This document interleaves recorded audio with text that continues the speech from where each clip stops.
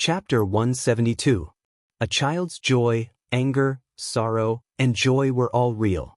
A momentary outburst of emotion came and went quickly. After the three little guys saw that Xianxia was not angry, they immediately sat down in the children's playground and started playing again. As for Tiantian, obviously, they had forgotten about her. The couple looked at each other and had a more intuitive feeling about the importance of educating children. It was called love, but it was actually harm. The little guy's experience was somewhat similar to the brothers. They lacked the love of their parents since they were young, and Aunt Zhang and Gu Lao were quite strict. They never let the children mess around, so they developed an obedient and sensible personality. Tiantian's parents spoiled her too much, so she would immediately turn hostile and throw tantrums when she was unhappy. After all, she was not a prostitute, so society would teach her a truth sooner or later. She was not the sun, so no one would revolve around her forever. The annoying guy left, and the tea house was quiet again. Xianxia was about to go back to play chess with Gu Lao, but at this moment, his phone suddenly rang. The caller was Qin Xueqing. He passed the screen in front of Qin Ruoying so that she could take a look. Then he answered the call. "Hello, Qin. It's me." After hearing Xianxia's voice, Qin Xueqing's voice sounded from the other end of the phone. Xianxia thought she had something to say, so he did not speak. But after waiting for a while, there was no sound from the other end of the phone. So, Xianxia had to frown and ask, "What's wrong? What's the matter?" "Nothing, I just want to tell you that I have a new task recently, so I won't be back for the time being." "Oh, okay," Xianxia nodded. Just as she was about to say something, the phone rang with a beep-beep sound from the other end of the line. Qin Xueqing hung up the phone. Xianxia felt that she was a bit inexplicable. After putting away the phone, he turned to Qin Ruoying and said, "Qin said that she's very busy recently, so she won't be back for the time being." And? That's all. That's really her character. Seeing Xianxia's helpless look, Qin Ruoying couldn't help but smile. Meanwhile, after Qin Xueqing hung up the phone, she looked down at the satellite photos in her hand. This was a sub-meter-level high-resolution satellite image, and the first photo was of the Meimen ruins. At this moment, Meimen was like a giant crater that had been smashed by a meteor. Everything around it had been reduced to nothingness. The explosion was comparable to a magnitude 4 earthquake. The moment the explosion occurred, it had already shocked the entire world. Xianxia would automatically shield his whereabouts when he was flying, so there was no way for the satellite to capture his figure. But that didn't stop them from investigating. Thanks to Xianxia, Qin Xueqing was now famous. As long as it was a member of the Martial Arts Alliance, there was almost no one who did not recognize this beautiful woman with a broken arm. She was Xian Nu, and Xian Nu's wish was to become a Wu Dao Grandmaster. Therefore, under the careful cultivation of the village, Qin Xueqing's martial arts cultivation had advanced by leaps and bounds. 2 years ago, she had already reached the peak of transforming strength, but because she had been unable to break through, Qin Xueqing chose to join the Wu Lian, trying to find a breakthrough through actual combat and step into the gang realm in one fell swoop. The young and beautiful transforming strength grandmaster attracted a lot of attention at that time. Everyone knew that Director Qin, who was parachuted into the emergency department, had a strong background. But it wasn't until she had a broken hand that everyone finally realized how strong her background was. She was a celestial being. Qin Xueqing had failed the hunting mission and lost a hand because of it. At that time, many people were waiting to see her make a fool of herself. But they didn't expect that she had found a great master from somewhere who took her all the way to the Golden Triangle. After rescuing the hostages, they also flattened the place. Because of that, when Qin Xueqing returned to Beijing to report on her work, no matter who saw her, they would respectfully greet her, Director Qin. They couldn't afford to offend her. Qin Xueqing's status in the Wu Lian rose sharply. At that time, she learned a not-so-secret. The village was also flattened. To be honest, Qin Xueqing didn't have such a big reaction even when Xianxia killed great-uncle in front of her. But after hearing the news from the leader, Qin Xueqing was so shocked that she didn't come to her senses for a long time. After all, the village was almost a holy place in her mind. This holy place of inheritance that had existed for countless years was completely turned into ruins because of Xianxia's appearance. The village used to have a well-known name, All Saints Valley. There had long been a rumor that there were many inheritances in Wuxia, and the All Saints Valley occupied 3 of them. In the battle between the Immortal generals, the village was affected by the power of the 2 and completely turned into ruins. Before Xianxia left, he killed the few remaining elders in the village. The village was destroyed, and the elders were also dead. Without a leader, the Wu Lian extended an olive branch to the villagers, so most of the villagers chose to join the Wu Lian with their inheritances. The Wu Lian also became the biggest beneficiary. If a butterfly flapped its wings in Brazil, would it cause a tornado in Texas? This seemingly absurd question was the famous butterfly effect theory. At this moment, Xianxia was like the butterfly flapping its wings in Brazil. He didn't know what kind of storm his big move would set off in the world. Of course, even if he knew, he wouldn't care. The small tea house by Hohai Lake was still open for business. At 4 o'clock in the afternoon, Gu Lao was ready to take the brothers home after this game. But at this moment, 2 GL8s blocked the entrance of the tea house. Then, a group of people got out of the car. When Xianxia heard the movement outside, he turned his head and couldn't help but sigh. He said helplessly, "It hasn't even been a month since it opened, and my tea house is already being smashed twice." Gu Lao also turned his head and looked outside the window. He frowned and said, "Should we call the police?" "It's fine. Take a seat, I'll go out and take a look." After that, Xianxia walked out of the booth with a smile. Xianxia walked to the door and was about to push the door open when he suddenly thought of something. He quickly turned around and shouted at Qin Ring, "Call the police." Qin Ruoying couldn't help but roll her eyes. She didn't know whether to laugh or cry. She replied, "Be quiet, don't scare the kid again." Last time, Wang Hao's group smashed the window and scared the little girl. If they did it again, she would probably be traumatized. The 2 GL8s blocked the entrance of the tea house. This time was a little different from last time. Last time, Wang Hao's group came for Xiao Yuan, but this time, they came for Xianxia. Therefore, as soon as Xianxia walked out of the tea house, Tian Tian's mother saw him. Chapter 173. Outside the tea house, a group of people got out of the car. Tian Tian's mother was obviously the leader of the group, and next to her stood a man in his 40s. Tian Tian's mother was called Li Lu, and she used to be a small-time actress.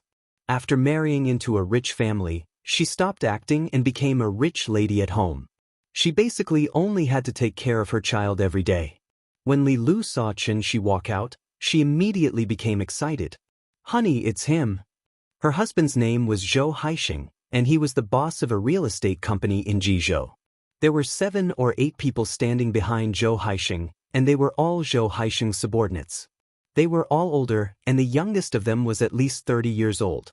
Including Zhou Haixing, they were all dressed in a very mature manner, and most of them were dressed in dark business suits.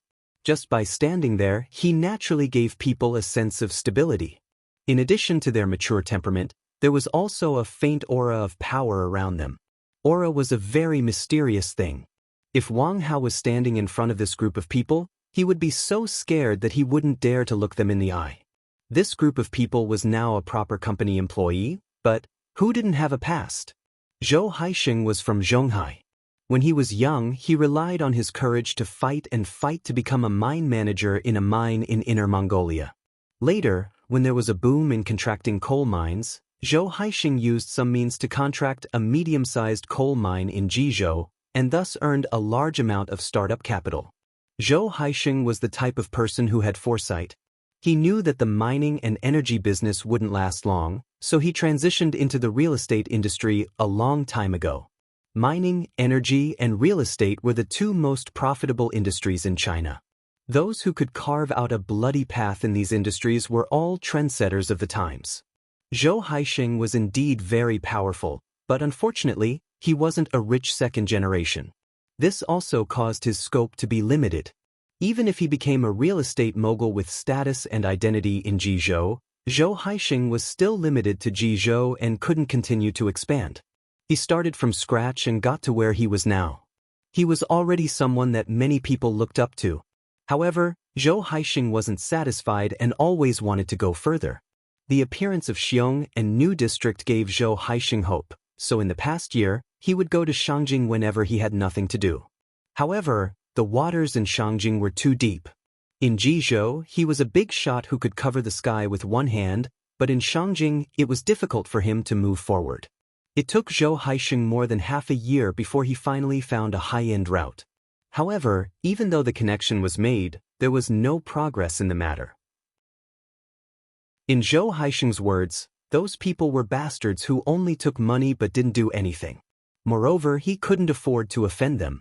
During this period of time, Zhou Haixing had been acting like a grandson to curry favor with others all day long, so he had been suppressing a stomach full of resentment. When he suddenly heard that his wife and child were being bullied, how could he sit still? So, after receiving the call, he immediately rushed over with his men.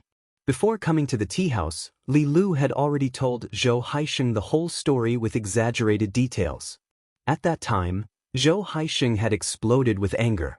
It was true that the waters in Shangjing were deep, but it wasn't to the extent that any Tom, Dick, and Harry could jump in front of him. If a tiger didn't show its might, would they really think that it was a sick cat? Therefore, when he heard that Li Lu had identified the young man in front of him as the culprit who bullied her and her mother, Zhou Haixing immediately frowned. He looked at Xianxia from head to toe, then glanced at the small tea house. Although Sijio City was big, one of the families by the sea might be related to a big shot. After all, Zhou Haixing was a fierce dragon crossing the river, so he was very cautious in his actions. Therefore, after pondering for a while, he turned around and pulled Li Lu into the GL8. Li Lu was pushed into the car by Zhou Haixing in a daze. When she came back to her senses, she struggled to get down. "What are you doing? I was bullied. Aren't you going to stand up for me?" "Shut up. Sit here and don't move." Zhou Haixing was already in a bad mood. When he saw that this woman was being so insensible, he was instantly furious. He pushed Li Lu back to her seat, then turned around and said to the people outside the car, "Just a simple lesson, a small punishment, a big warning." After saying that, he pulled the car door shut. This group of people had been with him since the days of the mine. They were able to survive from that era, so naturally, they were the number one figures who had been through a lot. What Zhou Haixing meant by a simple lesson was actually not to cripple them. After all, this was Shangjing. It would be fine if they stayed in the hospital for a month or so. These people were different from Wang Hao and the group of young people who only knew how to make a fuss. After hearing Zhou Haixing's words, a trace of ferocity flashed across their eyes. Without any pleasantries, the man standing closest to them directly rushed toward Xianxia. He wanted to grab Xianxia, but he did not expect that Xianxia would grab his wrist first. Xianxia glanced at him and then twisted his wrist. The man immediately let out a scream. His left hand was dislocated by Xianxia just like that. To be honest, compared to using violence, Xianxia preferred to reason with people. Unfortunately, they did not like to reason, however, since they chose to fight, Xianxia did not hold back. When the man next to him saw that his brother was at a disadvantage, he immediately took out a switchblade from his waist. However, before the switchblade in his hand could stab over, Xianxia had already slapped him in the face. He immediately fell to the ground and lay motionless on the ground. No one knew if he was dead or alive. He's a martial artist.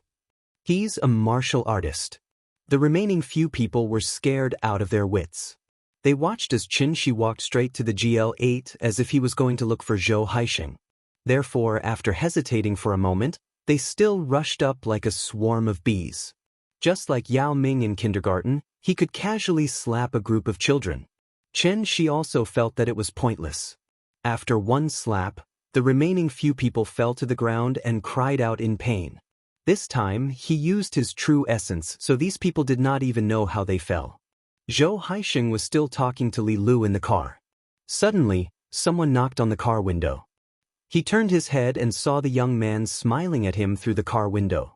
Zhou Haixing instinctively wanted to lock the car door. However, at this time, the car door was directly pulled open by Xianxia. Then a strong force came and immediately pulled Zhou Haisheng out of the car and threw him directly to the ground. This unforeseen event came too suddenly. It was not until Zhou Haisheng lay on the cold ground and looked at his men on the ground that he suddenly realized he had kicked an iron plate. Chen Shi ignored Li Lu, who was screaming in the car. After throwing Zhou Haisheng to the ground, he stood directly next to Zhou Haisheng and looked down at him condescendingly. However, just as Chen Shi was about to talk to this pair of naughty parents about how to raise their children, he suddenly noticed that someone had secretly approached the tea house. It was not an ordinary person who happened to be passing by, but a martial arts expert who was good at holding his breath. Chapter 174. The people Zhou Haisheng brought were sprawled all over the ground. Even he himself was thrown to the ground by Chen Shi. It took him a long time to regain his senses. From the time he got into the car to when Chen Shi pulled him down, the time it took was less than 30 seconds. In less than 30 seconds, Zhou Haisheng already experienced the feeling of being on a roller coaster. Could this be fate? Was it destined that everything would go wrong in Shangjing? His wife was bullied when she casually entered a tea house, and when he brought people back to get back at them, he found out that the other party was a martial arts expert that he could not afford to provoke. Zhou Haisheng really had 800 lifetimes worth of bad luck.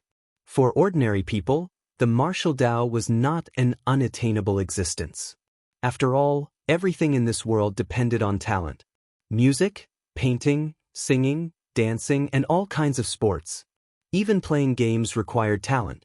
Some people could play for 3 months and reach the diamond rank, while others could only hover around the gold rank after playing for a few years. Zhou Haisheng once wanted to practice martial arts, but he was not cut out for it, so he stopped after a year or two. It was because he had learned martial arts that he knew how powerful martial arts experts were. This was not Jizhou, this was Shangjing. No matter how powerful he was in Jizhou, he had to lower his head in Shangjing. Zhou Haisheng lay on the ground, not daring to move, but his mind was quickly thinking about how to solve this problem. Chen Shi did not know about Zhou Haisheng's psychological changes, he just wanted to have a good chat with this pair of naughty parents. But at this time, Chen Shi suddenly felt something strange. On the street outside the tea house, a man and a woman suddenly walked over. The two of them were about 30 years old and were dressed very casually. They looked like a couple who came to Hohai to play. The man was holding a phone and constantly taking pictures. Martial artists did not know how to be invisible like Chen Shi, so they could only use their breathing, movements, and muscle expressions to disguise themselves as ordinary people. But because of years of training, martial artists' footsteps were usually very light. Moreover, martial arts required martial artists to have precise control of their body, so every step they took, whether it was posture or distance, was almost the same as the previous step. This was muscle memory that could only be formed after a long period of training. It was precisely because of this that even though they had disguised themselves perfectly, they still couldn't escape Chen Shi's eyes. Another detail was that this man and woman were not a couple at all. Although they looked very intimate, when the two of them looked at each other, their eyes couldn't help but avoid each other's gaze. It was obvious that they were a fake couple who got together at the last minute. Chen Shi ignored Zhou Haisheng.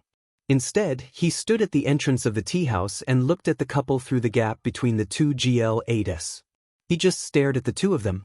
She watched them stroll from outside the bar to outside the tea house.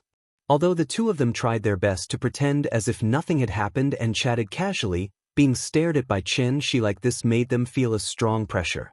They couldn't help but feel a little nervous. And because of their nervousness, their movements were slightly stiff. The woman didn't even dare to turn her head to look at the tea house, but this kind of behavior was simply giving herself away. There were so many people lying in front of the tea house. If they were ordinary people, how could they not turn around to take a look? The two of them slowly walked in front of the tea house. But at this moment, Chen Shi suddenly waved at the two of them and shouted, "You two, come here for a second." The woman was so scared that she almost jumped up on the spot. Seeing this, the man next to her put his arm around her and pulled her forward. Seeing that they were still acting, Chen Shi suddenly lost interest, so he said coldly, "I'll count to 3, 1, 2. Before the third count, the man seemed to have made a decision. He suddenly pulled the woman in front of Xianxia. They pretended not to see the wounded people on the ground. After they came in front of Xianxia, the two of them bowed and said, "Mr. Chen." Seeing that the two of them were no longer acting, Xianxia couldn't help but nod in satisfaction. He asked, "Did the Wu Lian send you?" "Yes, Mr. Chen, we belong to the Wu Lian inspection office. This is my ID." The man didn't dare to look up. As he spoke, he took out an ID from his pocket and respectfully handed it to Xianxia. Xianxia thought for a moment, then asked thoughtfully, "How many days have you been here?"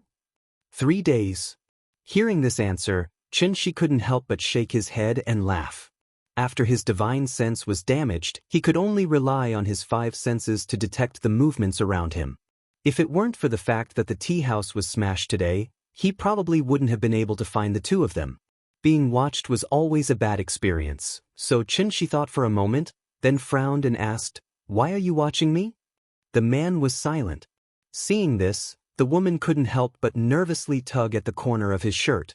After the two of them quietly looked at each other, the man gritted his teeth and explained, "In Wuxia, all people above the master stage will be followed and observed by the inspector's office. Please forgive us for any inconvenience caused to you." "Oh? Wu Lian has such a rule? But are you afraid that martial arts masters will cause trouble everywhere?" Xianxia asked casually. The man didn't answer Xianxia's question, but lowered his head and repeated, "We're just following orders. Please forgive us for the inconvenience." The two of them obviously knew Xianxia's strength. So even if Xianxia didn't show any malice to them, they still felt a great deal of pressure. These two people were just small fries following orders, so Xianxia didn't intend to make things difficult for them. After understanding the situation, Xianxia said casually, "Okay, I got it. You can go." If he remembered correctly, his sister-in-law seemed to have a certain level in the Wu Lian. It seemed that he would have to call her later to ask. In fact, there was no need to ask at all. He could understand the Wu Lian's intention with just a little thought. Zongnanhai was not far to the south of Hohai. What if Xianxia couldn't figure it out and went to Zongnanhai to have a go? If something really went wrong, no one would be able to bear the responsibility. Therefore, it was imperative to supervise the operation. To be honest, the Wu Lian didn't try to arrest Xianxia, which was actually very polite. After hearing that they could leave, the two of them immediately breathed a sigh of relief. The woman turned to leave. But at this time, the man looked down at Zhou Haixing on the ground and asked, "Mr. Chen, do you need us to deal with it?" Zhou Haixing was not a young man who hadn't seen the world. When he heard the two words Wu Lian just now, he knew who he had provoked today. After listening to their conversation, Zhou Haixing was so scared that he lost all his strength. Wu Lian Inspection Office, masters above the master level. Just a few words were enough to make Zhou Haixing realize the seriousness of the matter. Chapter 175. For the sake of peace and quiet, Xianxia thought for a moment, and then let the two people from the inspector's office take away the unlucky Zhou Haixing. As for where they were taking Zhou Haixing, that was not Xianxia's concern. He only hoped that this setback would give the naughty parents a different understanding of life, so that they could lead Tian, who had almost gone astray, back to the right track. The child was not wrong, it was their parents who were wrong. Nowadays, everyone was equal. Their children were not made of gold, so how could they be more precious than other people's children? So what if they were rich and powerful? Other than Gao Li and Jin Pang, who else in this world would dare to say that they were the number one rich second generation? Even Yin was not as delicate as Tian. Thinking of this, Xianxia could not help but feel a strong sense of pride from the bottom of his heart. Looking at other people's children and then looking at his own, it was true that there was no harm without comparison. When Xianxia returned to the tea house, Gu Lao immediately asked with a smile, "Have you practiced martial arts?" The old man had already seen what happened through the glass, so he asked this question. "A little bit, but I'm still considered a beginner." Xianxia replied with a smile, not intending to hide it. Hearing this, Gu Lao pointed at him and laughed as if he was joking, "You are so open-minded." "Don't, you're flattering me, I can't accept this evaluation." The two of them could be considered friends despite the difference in age, so they would often joke around casually. When Xianxia sat back in the booth and finished the unfinished game, Gu Lao was ready to leave with the two brothers. Before leaving, Gu Lao took out another 20 yuan. But under Xianxia's strong opposition, Gu Lao finally took back the 20 yuan. He and Xianxia did not lack the 20 yuan. It was only a cup of tea, so it was a bit strange to do this every day. Okay, let's make it clear, in the future, you can't say that this old man is shameless, coming here to drink tea all day. How could that be? You're too polite. After exchanging a few pleasantries with Xianxia, Gu Lao told the two brothers to leave. The three little fellows had already gotten used to this rhythm. Therefore, when the two brothers heard Gu Lao's call, the elder brother pouted and said to the little girl, "Sister, I'll come and play with you tomorrow." The younger brother quickly added, "Me too." Alright. Looking at the two brothers who were about to leave, the little guy nodded heavily, his face full of reluctance. After changing their shoes, the two brothers ran to Gu Lao's side. Before they left, they didn't forget to turn back and wave at the little girl. "Goodbye, little sister. Goodbye." The winter in Shangjing was already cold, and it was still winter, so there were fewer and fewer guests. As soon as the two brothers left, the tea house immediately became deserted without the children's laughter. The little girl played alone in the children's playground for a while, but because she didn't have the company of the two brothers, she pouted and ran out after playing for a while. When Xianxia saw her expression, he knew that she was a little depressed because there was no one to play with her. Therefore, Xianxia picked up the little girl from the ground and threw her directly into the sky. His actions were too sudden, giving the little fellow a big fright. But when the little girl came back to her senses, she started to giggle. "Is it fun? It's fun. It's fun. Okay, then let's do it 2 more times." Qin Ring sat behind the bar and watched them play for a while, then asked with a smile, "It looks like there won't be any business. Do you want to close and go home?" Before Xianxia could answer, the little girl who was still flying in the air immediately turned her head and shouted, "Go home. Go home." Xianxia caught the little girl, kissed her on the face, and laughed.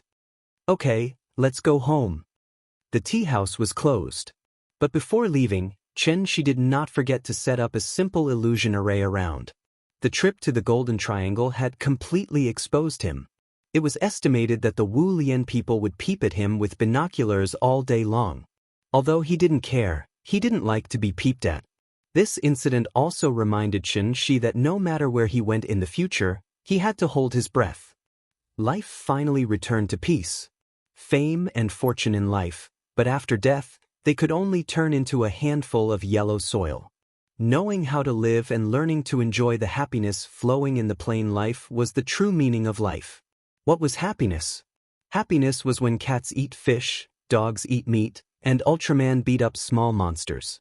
It seemed to be a simple and easy truth, but few people could really understand the essence of it. Another 2 days passed. Qin Xueqing still didn't come back. No one knew what she was busy with during this time. On this day, it was a rare sunny day. The bright sun made people unable to look directly at it. Under the reflection of the snow, the sun seemed to be a little brighter, illuminating the world and sweeping away the previous hazy darkness. The surface of Hohai Lake was sparkling. Standing under the sun, one couldn't help but feel a lot more relaxed. The weather was so good that Gu Lao brought the two brothers to the tea house early in the morning. However, he didn't come to play chess today. He had something to ask of Xianxia. Gu Lao went on a long trip today and would only come back tomorrow. At this time in the past, Gu Lao would either bring the two brothers or send them to their mother. Now that he knew Xianxia, he naturally didn't have to go through so much trouble. Because the two brothers had to stay with Xianxia for a night, Gu Lao offered to give Xianxia 200 yuan for living expenses, but Xianxia decisively refused. It was okay to foster children, but giving money would be looking down on him. After several rejections, Gu Lao didn't insist anymore. He simply said a few words to the two brothers and then left in a hurry. Grandpa was going to leave them for a day, but there was no disappointment on the faces of the two brothers. Instead, there was excitement. In this regard, they were completely different from the little guy. Perhaps this was also an advantage brought by twins. The brother's independence was obviously much stronger than the little guy. If Aunt Zhang wanted to foster the little guy to someone else for a night, the little guy's eyes would probably be swollen from crying. Today's weather was good. The three little guys stayed in the children's playground for a while. The older brother proposed to have a snowball fight outside. The little guy had already built a snowman, but he had never had a snowball fight. So when he heard that he wanted to have a snowball fight, he jumped up excitedly on the spot. In the winter, snowballs didn't hurt on the body, but it would be dangerous if they were hit on the head. Looking at the three little guys running out of the door, Xianxia quickly asked Qin Ruiying to watch them, and he quickly ran to buy helmets, gloves, and goggles for the three little guys. When the full set of equipment was ready, the three little guys started to have a snowball fight outside the tea house. A three-person melee was not fun, so under the organization of Xianxia, they used snowballs to play sandbags. The older brother hid in the middle, while the little guy and the younger brother stood on both sides of him and hit him with snowballs. Whoever hit him would be the one to dodge. Playing sandbags was not as fun as dodging sandbags. In order to be able to dodge sandbags in the middle, the three little guys were completely inspired. So when the older brother accidentally fell, he quickly got up on his own before Xianxia could help him. The little guy took advantage of the fall to hit him, but the older brother shouted that it didn't count, causing the younger brother to constantly make a face at him, saying that he was shameless. The three little guys were noisy, and their laughter resounded throughout the street. The couple leaned against the railing and leaned against the lakeside of Hohai Lake, quietly watching them play. The warm winter sun, the breeze of Hohai Lake. The greatest happiness in the world, in fact, was nothing more than this asterisk asterisk asterisk asterisk asterisk asterisk asterisk asterisk asterisk asterisk. Chapter 176. Today's weather was really good, causing the tea house to have a few tables of guests for the first time. Even though the sun was out, the temperature should only be 3 or 4 degrees. The three little guys had been jumping around the whole morning. They were already tired and sweating profusely and gasping for breath. Strenuous exercise in the winter was easy to get sick, so Xianxia took out 3 pills from Big Cat's snack tray and let each of them take one. Afterwards, Xianxia also brought out 3 rattan chairs for them. When the three little guys were tired, they sat in a row outside the tea house, basking in the sun while discussing what to do next. The two brothers also had a restless personality. After resting for a while, they proposed to go outside for a stroll. The little guy was now the little follower behind the two brothers' buttocks. Wherever the two brothers wanted to go, the little guy wanted to go. Whatever the two brothers wanted to play, the little guy wanted to play. They really didn't have any opinions. There was no other way. Xianxia couldn't persuade them, so after discussing with Qin Ruiying, he took the three little guys out. There was a big difference between summer and winter in Hohai. In summer, the lakeside willows were swaying, the lush greenery was overflowing, boating on the lake was very leisurely and contented. In winter, the bare branches, white snow, as far as the eye could see, there was only a piece of desolation. Only in the middle of January, when Hohai froze, would this place become lively again. Now there was still some time before Hohai froze, the skating rink was not open, and Xianxia didn't allow them to go near the lake. So after the three little guys circled around Hohai, they suddenly lost interest and kept clamoring to go back to play marbles. In the process of leading the three little guys back, Xianxia went to the nearby store to buy 3 yo-yos for them. He simply showed them a few moves which immediately made the two brothers widen their eyes. Yo-yos were imported from overseas, so some of the names of the moves would become very Chinibyu after being translated. For example, the names of moves such as Force Whirlwind, Atomic Flame, Lightning Strike, and so on were simply too embarrassing. However, the two brothers seemed to think that it was very cool. After hearing Xianxia introduce this move as Force Whirlwind, the two of them became even crazier. They kept throwing the yo-yos in their hands, and at the same time, they did not forget to shout, "Watch out! Force Whirlwind! Force Whirlwind! Bayu bayu bayu! Watch my lightning strike! Take this!" The two brothers started fighting with their yo-yos. When the two ropes collided with each other, they immediately formed a dead knot, and it took them a lot of effort to finally untie it. Perhaps it was the difference between boys and girls. The little guy wasn't interested in the strange names of the moves. Instead, he was interested in how Xianxia retrieved the yo-yo. "Papa, teach me." The little guy handed the yo-yo to Xianxia and looked up at him expectantly. Xianxia took the yo-yo and picked it up with one hand. Then he walked towards the tea house and gave her a demonstration. "Come on, look, release it, take it back, be gentle. When the rope is tight, you lift it up. How is it? Have you learned it?" The little guy excitedly took the yo-yo from Xianxia's hands and then did as he was told.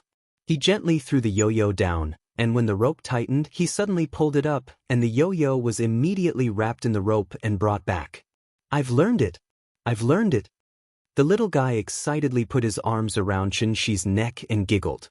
Xianxia took the opportunity to kiss the little guy on the cheek, which made the little guy laugh even more. When Xianxia returned to the tea house with the three little guys, it was already past noon, so he ordered a few dishes in the restaurant next door and prepared to let the children eat. Xianxia moved the rattan chair back to the tea house and was ready to let the three little guys play inside, but the tea house welcomed another regular customer. Xiao Yuan. After not seeing her for a long time, Xiao Yuan finally dressed normally today. A down jacket and a pair of jeans, simple, seemed to be more suitable for her age. She was as pure as the spring moon and as bright as a lotus flower. Xiao Yuan didn't come alone today.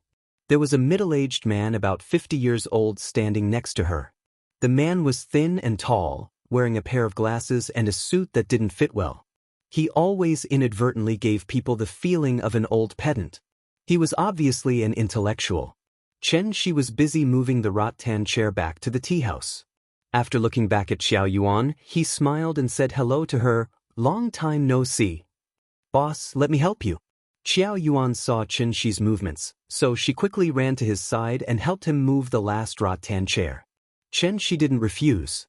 After Xiao Yuan helped him move the last rattan chair into the tea house, he walked out of the tea house with Xiao Yuan again, and then asked with a smile, "This is my father." Xiao Yuan replied a little embarrassedly, then stood to the side.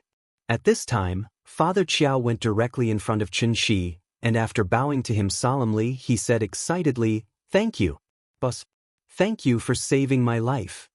Xianxia was a little embarrassed by his enthusiastic attitude, so he quickly smiled and said, "You don't have to be like this. You're too polite. It was just a small matter." No. It was just a small matter to you, but to me, it was a life-saving grace. The ancients say that a drop of water should be repaid with a gushing spring, let alone a life-saving grace. After saying that, Father Qiao bowed to Xianxia again. Xianxia was really not used to dealing with old pedants like this. After helping Father Qiao up, he quickly said, "It's cold outside. Come in and sit." Seeing this, Xiao Yuan quickly mediated and said, "Dad, let's go in and talk." The father and daughter of the Qiao family came specially to thank Xianxia. Wuxia's medical field divided chronic kidney failure into 4 stages: renal compensation stage, renal decompensation stage, renal failure stage, preuremia, and uremia stage. The medical field of the United States divided chronic kidney failure into 5 stages. The so-called uremia stage was the 5th stage of chronic kidney failure, and it was also the final stage. The important indicator of kidney failure was the creatinine value. 133 was the first stage, 186 was the second stage, 451 was the third stage, and more than 707 meant that one had entered the 4th stage, which was the uremia stage. The higher the creatinine, the more toxins in the body, and the greater the damage to the kidney. When the creatinine value exceeded 500, one could begin to consider dialysis. The purpose of dialysis was to reduce the creatinine value. Human organ failure itself was an irreversible phenomenon. If it could be reversed, the person could live a long life. Therefore, there was no other treatment for uremia except for dialysis and kidney transplant. After every dialysis, the creatinine value in the patient's body would decrease. However, it would not be long before the creatinine value continued to rise because the patient's kidney function had been necrotic. If the organ was necrotic, it would take a miracle to recover. However, what everyone did not expect was a miracle really happened. Xianxia casually gave a pill. After Father Qiao took it, his blood creatinine value began to decrease. Now, it had dropped to 480 from the 4th stage to the 3rd stage. This kind of reversal was almost impossible. This meant that Father Qiao's kidney function had begun to recover and perform the function of detoxification again, causing the creatinine value to continue to decrease. According to this progress, it would not be long before he recovered. Father Qiao's case shocked the entire Wuxia's medical field. After the hospital confirmed that Father Qiao's condition had indeed improved, Father Qiao refused to cooperate with the hospital's investigation and secretly went straight to Beijing with Qiao Yuan. Chapter 177. Father Qiao had only entered the stage of kidney failure before, and his blood creatinine value had not exceeded 707 UML/L. His illness was discovered early and dialysis control was done in time, so he had not truly entered the final stage, which was often referred to as the late stage of uremia. However, organ failure itself was an irreversible process. Even if it was discovered early, modern medicine could only control the patient's condition as much as possible and delay the deterioration of the condition. Father Qiao was indeed very lucky. Before his kidney function had completely failed, he had taken Xianxia's elixir in time, so he was able to effectively suppress the condition and let his organ function begin to recover. This time, he had come to visit Xianxia with a grateful attitude, so he had brought a lot of Guangzhou specialties, such as Guangnan bacon, black rice, fragrant rice, and other local specialties. Although they were not worth much, they were worth the thought. As the saying went, goose feathers were sent from 1,000 miles away. The gift was light, but the thought was heavy. Perhaps it was because Father Qiao had been diligent in teaching for a lifetime that he had saved enough good fortune for himself. Therefore, he had never thought that this kind of grateful attitude would actually save his life by accident. A simplified version of the energy elixir would not be able to fully restore his kidney.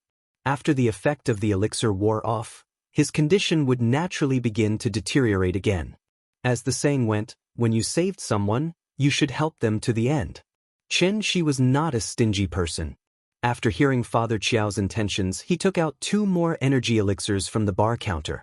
It was still the same explanation. The pills left by the old Chinese medicine doctor were very helpful for kidney disease, but this time, when Qiao Yuan took the pills from Xianxia's hand, she was so excited that her whole body trembled slightly.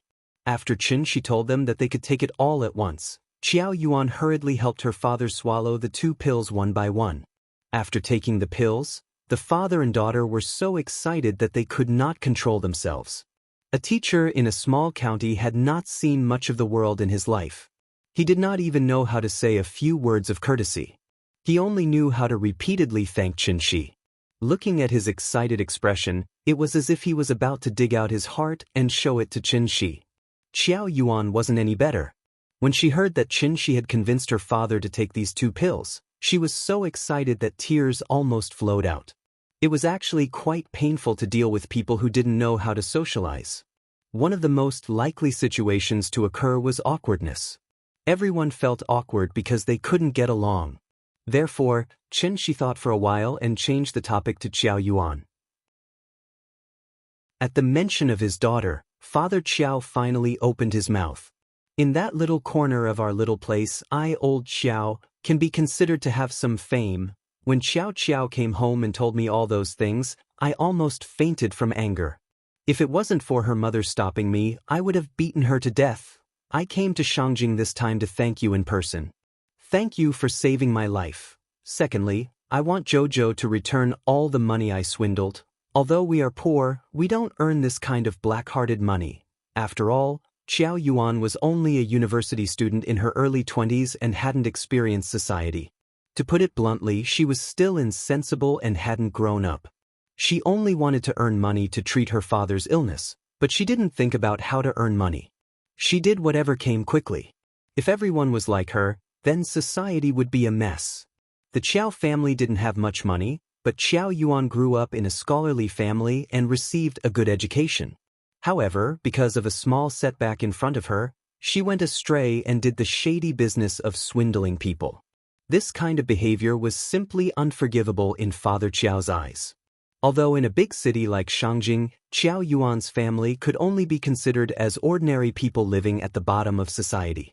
However, it was this kind of country teacher who had never seen the world and couldn't even speak standard Mandarin that always had the awareness of being a role model. Therefore, he couldn't accept his daughter's behavior at all. Father Qiao punished Qiao Yuan by kneeling for an entire night and then asked Qiao Yuan to return all the money to others. Together with the keyboard player and the boss's share, she had to return the amount that they were swindled of. The last deal was with Wang Hao's brother. The money had already been returned, but before that, Qiao Yuan had already earned 12,000 yuan.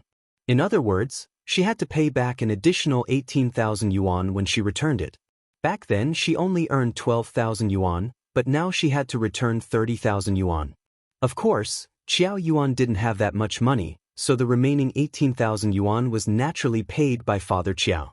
When it came to matters of principle, Father Qiao was very old-fashioned and wouldn't change what he had decided on. Qiao Yuan couldn't persuade him, so she could only call people in front of Father Qiao.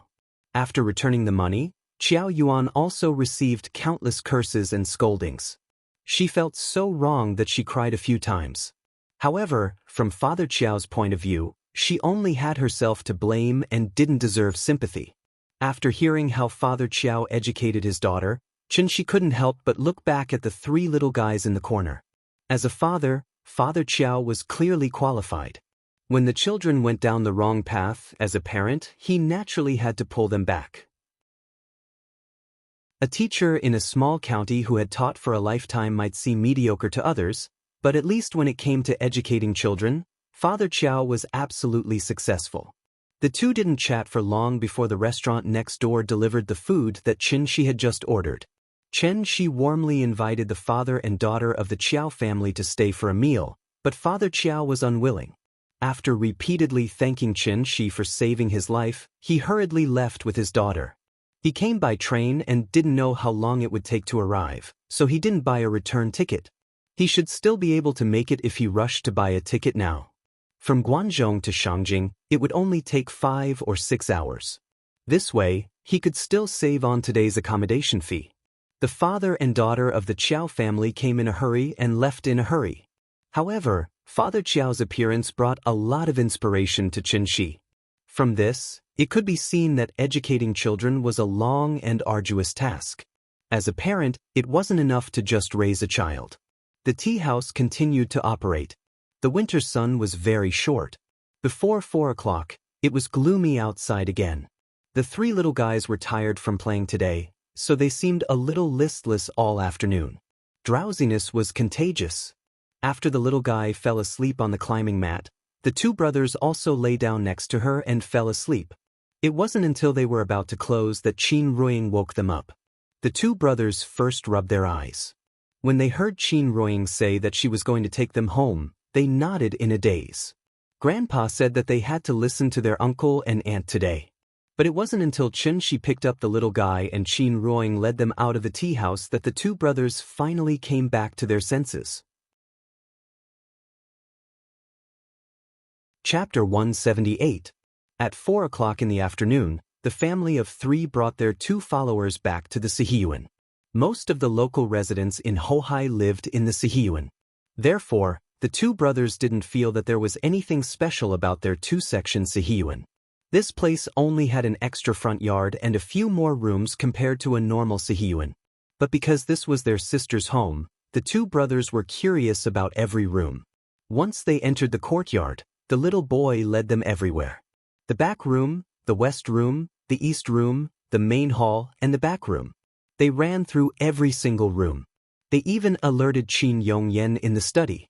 When the little boy saw his grandfather, who had not shown up for a long time, he immediately stood under the eaves and sweetly shouted, "Grandfather!" When the 2 brothers heard this, they very obediently followed the little boy and shouted, "Hello, grandfather!" Qin Yongyan lowered his head and looked at the 3 little ones in front of him. Then he couldn't help but laugh. Using his hand to pat their heads, Qin Yongyan smiled and said, "Good boys, you guys go play." But the little boy nodded and led the 2 brothers into the main hall. She was still a little unfamiliar with her grandfather. If it was Aunt Zhang, the little boy would have already run over to her and asked for a hug. Looking at the three little guys running away in front of him, the smile on Qin Yongyan's face didn't disappear for a moment. He looked to be in his 40s, but in reality, Qin Yongyan's real age was even older than Aunt Zhang. At 30, no doubts at 40, knowing destiny at 50, ear docile at 60, and senile at 70. The so-called ear docile didn't mean that one's ears were sharp, but it meant that one could listen to unpleasant words. It didn't matter if one was cursed or scolded. Nothing could go against one's heart. At this age, one had basically seen through life and seen through fame and fortune. Perhaps it was because of his state of mind, Qin Yongyan's recent cultivation progress could be said to be very fast. He was almost at the late stage of qi refinement. As his cultivation progressed, Qin Yongyan became more aware of Qin Shi's power. His son-in-law was so powerful that his father-in-law couldn't even raise his head in front of him. But it was also because of this that his daughter was living a happy life now. Qin Ruoying didn't even dare to imagine such a life. Even he felt like he was living in a dream. Thinking of this, Qin Yongyan could not help but shake his head and return to the study.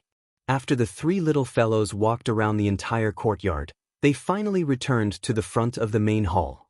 Because they wanted to have a good game of hide and seek. Rock, scissors, paper. Rock, scissors, paper. After 3 draws, the little fellow and her brother used scissors, while her brother used paper. After realizing that he had lost, the elder brother stomped his feet in anger. However, he was willing to accept his loss. Although he was a little unwilling, he still obediently leaned on the table and counted loudly. The little fellow and her brother turned around and ran out of the main hall. The younger brother was still a little unfamiliar with the road, so he followed the little fellow with his head down and ran towards the west wing. Seeing this, the little fellow could not help but become anxious. She did not dare to speak, so she could only push her brother to the opposite east wing. After her brother turned around and ran to the east wing in a panic, the little fellow slipped into the wardrobe in the west wing. This was her favorite place to hide, because there were a lot of clothes in the wardrobe, so it was very warm to squeeze in there. The elder brother's countdown soon ended. When he walked out of the main hall, the entire courtyard quieted down. Chen Shi was busy cooking for them in the kitchen, while Qin Ruing stood on the steps outside the west wing and looked at him with a smile. The elder brother was very clever. After looking around, he trotted to Qin Ruing, raised his head and whispered, "Auntie, do they know where they are hiding?" Hearing this, Qin Ruing shook her head with a smile and did not tell him. The elder brother had no choice but to look for them honestly. He first went into the west wing and looked around, but did not find anything strange. It was probably because this was not his home, so the elder brother did not think of looking through the wardrobe. After looking around and not seeing anyone, the elder brother ran directly to the east wing opposite. At this time, the little fellow, who had been paying attention to the situation outside, quietly pushed open the wardrobe a little. After confirming that the elder brother had left, the little fellow came out of the wardrobe and then leaned against the window to secretly observe the elder brother's every move. Not long after the elder brother ran into the east wing, there was a burst of cheers from inside. Then, the elder brother walked out with the younger brother, who was frowning. Perhaps wanting to end this game quickly, after the elder brother looked around the main hall, the younger brother pointed to the west wing quietly. Seeing this, the elder brother immediately rushed into the west wing with a laugh. The little fellow was leaning against the window, laughing secretly. When she saw the elder brother rushing to the west wing, she was suddenly shocked. She wanted to crawl back into the wardrobe, but it was too late, so she was caught red-handed by the elder brother who rushed over. "Found you! I found you!" The elder brother's proud laughter sounded in the courtyard. Hide and seek was indeed a very fun game. As long as the venue was suitable, it could be played for a long time. The three little guys played several games in a row until Chen Shi finished cooking dinner. They reluctantly returned to the west wing under the husband and wife's greeting. After dinner, the sky was already dark. Qin Ruoing did not allow them to go out and run around, so the three little guys sat on the bed and watched cartoons. The elder brother wanted to watch Pigman, the younger brother wanted to watch Boonie Bears, and the little fellow wanted to watch SpongeBob SquarePants. The three little guys had different opinions and immediately quarreled over the control of the remote control. Seeing this, Xianxia had to suppress them. He took the remote control and let them order Frozen. The little fellow had already seen it once, but she still enjoyed watching it the second time. It was the brothers' first time watching it, so they were immediately fascinated by the beautiful magic world inside. There was a kissing scene in Frozen. When the elder brothers saw Anna and Christopher hugging and kissing, the elder brother followed suit and turned his head to kiss the little fellow. But just as his mouth was about to kiss the little fellow, the elder brother regrettably found that there seemed to be an air wall between him and Xianxia. No matter how hard he tried, there was no way he could get closer. The elder brother's movements were very fast. After being stopped by Xianxia, Qin Ruoying noticed that something was wrong. When she saw the elder brother's embarrassed look as he tried to kiss the little fellow, she could not help but secretly laugh. At this time, the little fellow also noticed that something was wrong with her brother. Just as she turned her head, she was shocked by her brother's pig-like appearance, so she patted his forehead with her hand and muttered, "What are you doing?" The elder brother awkwardly retracted his head and then hid under the blanket, not daring to show his head. The husband and wife looked at each other and could not help but shake their heads and laugh. 4- or 5-year-old children did not have so many dirty thoughts. Their behavior was learned from the things around them, so Xianxia did not blame him. However, it was because of the elder brother's sudden action that they completely lost the opportunity to sleep with the little fellow. After watching the cartoon, the two brothers were carried by Xianxia, one in each hand, and directly led them to the East Wing. Tonight, the little fellow slept with Qin Ring, and the two brothers slept with him. The two brothers cried and made a fuss, shouting that they wanted to sleep with their sister. But Xianxia did not pay attention to them at all, as if he did not hear them. They wanted to take advantage of his daughter. Chapter 179. The two brothers hesitated for a long time. Although they were usually very outgoing, they seemed to be homesick at night. The one they were most familiar with in the courtyard was the little guy, so the two brothers always wanted to sleep with the little guy. But no matter how much they cried, Xianxia was unmoved. He was quite traditional in this aspect. Because Xianxia was a girl, Xianxia always felt that his daughter would be at a disadvantage if she stayed with a boy. Plus, his brother almost took advantage of the little guy just now, which made Xianxia even more certain that girls were at a disadvantage. He was already very polite that he didn't chase the two brothers out of the courtyard. Although the two brothers were still young, 3 to 6 years old was the sensitive period for a child to construct a psychological gender. As a parent, it was natural to teach the child that there was a difference between men and women.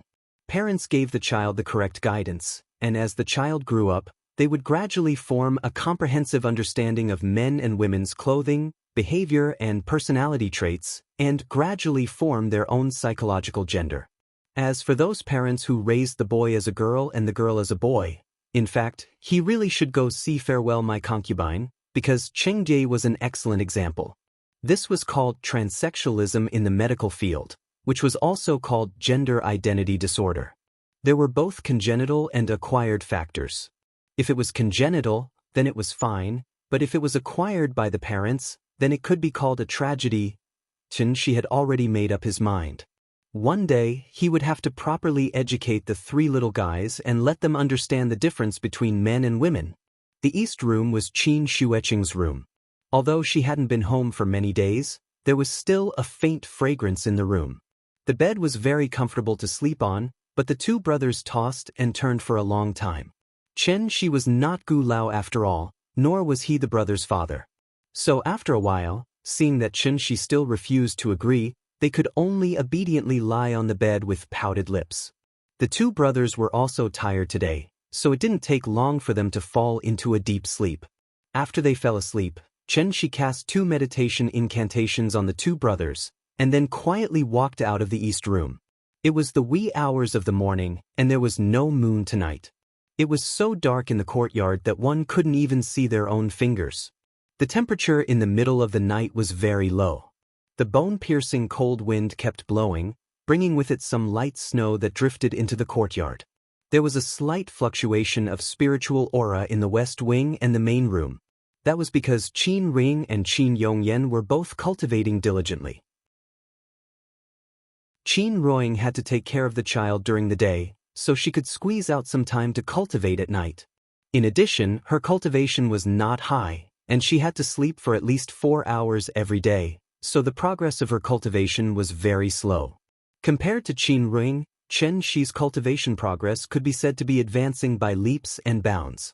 He would leave every night and head to Spirit Mountain to cultivate.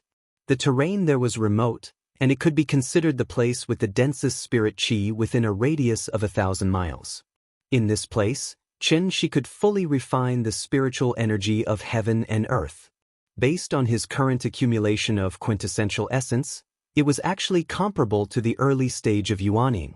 Although there was still a long way to go before he reached the soul formation stage, at least Chen Shi would not need to burn his essence blood when facing an expert at the level of a divine general. Quintessential essence was the foundation of all cultivators. No one would joke around with their lives, including Chen Shi. If Chen Shi's previous situation was described in a game, then he was a mid-tier sorcerer who had no mana and could only rely on normal attacks. After this period of recovery, Chen Shi could finally use some small skills. However, because he had not added any skill points, even if he had enough mana, Chen Shi could not use any big skills. Quintessential essence could be slowly recovered, but the damage to the soul could not be healed by cultivation alone. There was a spiritual medicine in Heavenly Spiral that specialized in healing soul injuries, and that medicine was one of the main methods to heal soul injuries. Unfortunately, this type of medicine was an extremely rare heavenly treasure to begin with. With the current situation of heaven and earth's spiritual energy, it was almost impossible to produce such a high-grade spiritual medicine, so Chen Shi really could not think of any way to heal his soul injuries. When the soul was damaged, the divine sense was the most affected. His divine sense was like a radar, allowing Chen Shi to sense everything within 1,000 miles without using his 5 senses. Not even the slightest movement in the wind could escape his eyes. Without the divine sense, Chen Shi had to rely on his eyes to determine his direction while flying in the sky, which was really uncomfortable. Spirit Mountain's location was unique, and the giant rock at the top of the mountain had become Chen Shi's exclusive throne. As usual, after carefully inspecting the surroundings, Chen Shi sat cross-legged on the rock and began to cultivate. However, not long after he closed his eyes, he suddenly opened them again. It was a little strange. According to common sense, he had been cultivating here for a period of time, so the spiritual energy here should be a little thinner. After all, he was a cultivator in the soul formation stage, not a beginner like Qin Ruoying. Every time Chen Shi cultivated with all his strength, he would naturally have an aura that could swallow mountains and rivers. A night's effort was enough to catch up with several months of Qin Ruoying's effort. Although Spirit Mountain was large, there were only a few places with dense spiritual energy. But why did the spiritual energy nearby not seem to have changed much after he cultivated here for a period of time? Could it be that he was cultivating a false immortal? But this was obviously impossible. After all, the true essence that Chen Shi refined was real. He was still worried that if he cultivated with all his strength, he might devour all the spiritual energy nearby, causing Spirit Mountain to become a dead mountain without any vitality. But who would have thought that such a strange situation would occur now? Chen Shi stood up from the boulder. In order to confirm the cause, he flew around Spirit Mountain. However, after flying around, he didn't find anything strange. Everything was very natural. It was completely a natural paradise. Could it be this endless stream of spiritual energy was flowing from somewhere else? It sounded a little ridiculous, but after thinking about it carefully, it seemed to make some sense. After all, spiritual energy was like air, flowing at any time. Maybe the spiritual energy here flowed from Taiheng Mountain? Unable to find the reason, and not finding any abnormalities, Chen Shi simply threw this question to the back of his mind. Since the spiritual energy here was so rich, he wouldn't be polite. After setting up a spirit gathering array on the mountain peak, Chen Shi began to cultivate with all his strength. This time, he didn't restrain himself. He opened his stomach and swallowed like a tao. In an instant, the wind and clouds surged. Because of the violent surge of spiritual energy, a cloud vortex even appeared in the sky above Spirit Mountain. Xianxia wanted to see if the spiritual energy here would decrease if he cultivated with all his strength. Time flew by. When the sun came out from the clouds in the east, Xianxia slowly opened his eyes. Under his hard work, the spiritual energy here had decreased by a large amount as he wished. Chapter 180. Perhaps because of the home field advantage, the two brothers completely became the little guy's followers. When they woke up, Xianxia had just finished helping them wash up, and the two brothers rushed into the west wing. The little guy was already sitting on the chair and eating breakfast. When he saw them rushing in, he held up a steamed bun and smiled at them. Time for breakfast. Children don't know what is polite, so they rushed over as soon as they entered the door. The older brother saw that there was only one chair in front of him, so he pushed his younger brother away and quickly sat on the chair himself. The younger brother was not happy, so he pushed him a few times and squeezed in to sit with him. "You go over there." "I don't want to. I want to sit here." "Get out of the way. You're squeezing me." "But this is not your chair." Qin looked at the two brothers and then got up to give the seat to the younger brother, which stopped their first quarrel of the day. This was the bad thing about twins, they always wanted to win or lose. Qin was serving the three little guys, but Xianxia suddenly received a call from Gu Lao.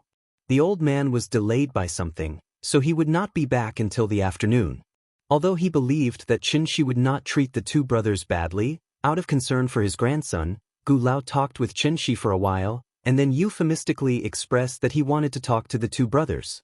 Hearing this, Xianxia turned on the speaker and put the phone in front of the two brothers. The two brothers, one after another, related in a little while what they had done on the previous day. After listening, Gu Lao finally felt relieved and hung up the phone. Xianxia told the two brothers that their grandfather would come back in the afternoon to pick them up. However, what he did not expect was that the two brothers were not sad at all after hearing the news, but jumped with joy. "Uncle, can you take us out to play?" "Huh? Where do you want to go?" "The amusement park." Hearing this, Xianxia and Qin couldn't help but look at each other. It was probably because they heard Nian bragging about her experience at the children's playground that the two brothers engraved that place in their minds. Just like Nian in the past, she was very envious of others, but Auntie Zhang couldn't bring her along. Thinking about it, it was quite pitiful. Thus, Xianxia patted the brothers' heads and said with a smile, "Okay, Uncle will take you there. We'll leave after breakfast, okay?" "Alright." The two brothers were so excited that their faces turned red, while the little fellow was smiling proudly at the side, as if silently saying that they were basking in her light. What was the reaction of the child when he was excited? He stomped his feet. After hastily eating breakfast, her brother ran to the steps outside the west wing.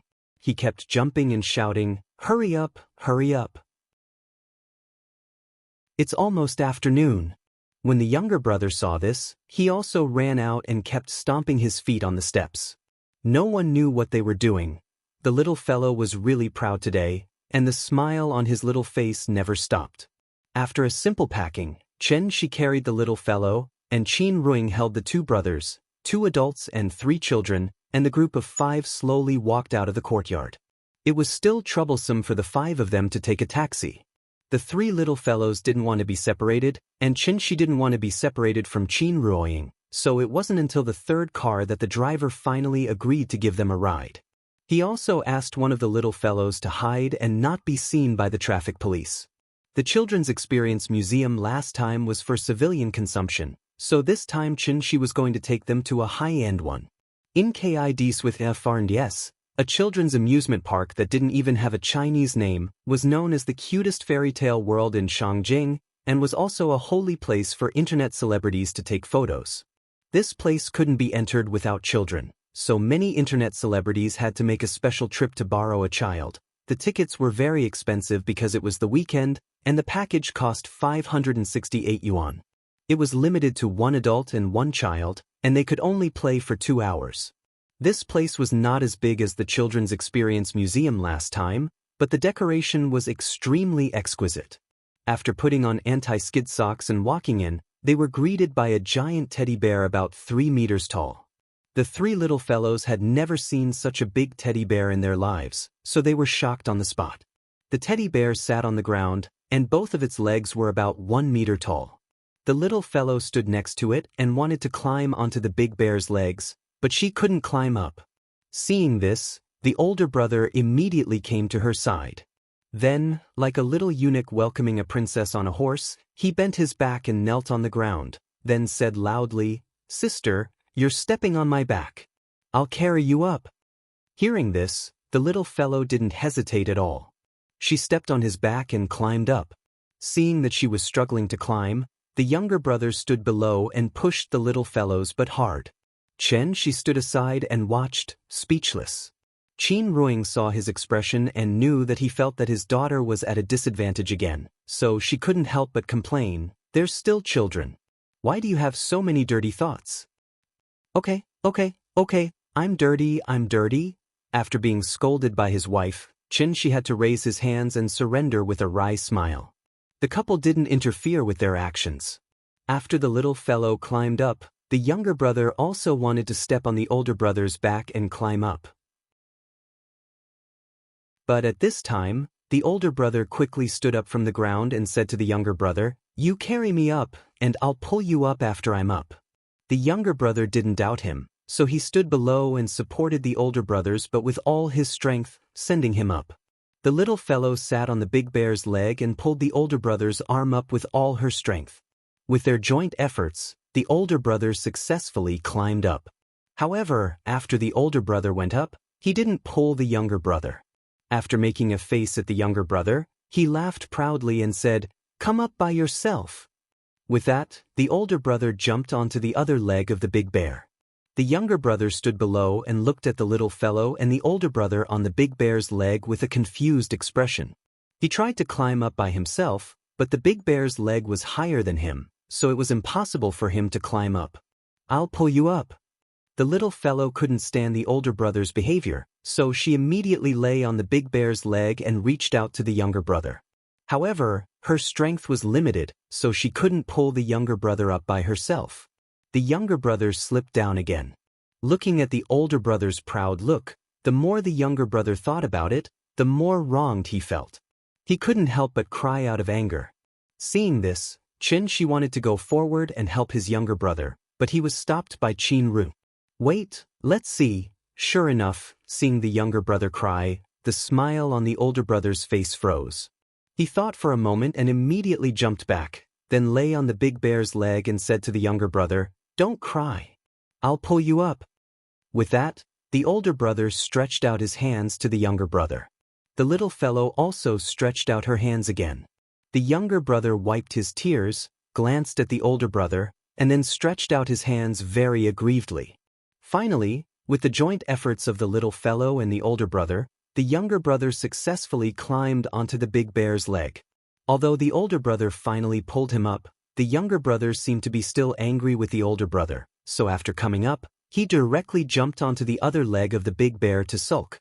At this time, Qin Ruing took out her mobile phone with a smile, then came to the big bear and took a group photo of the three little guys.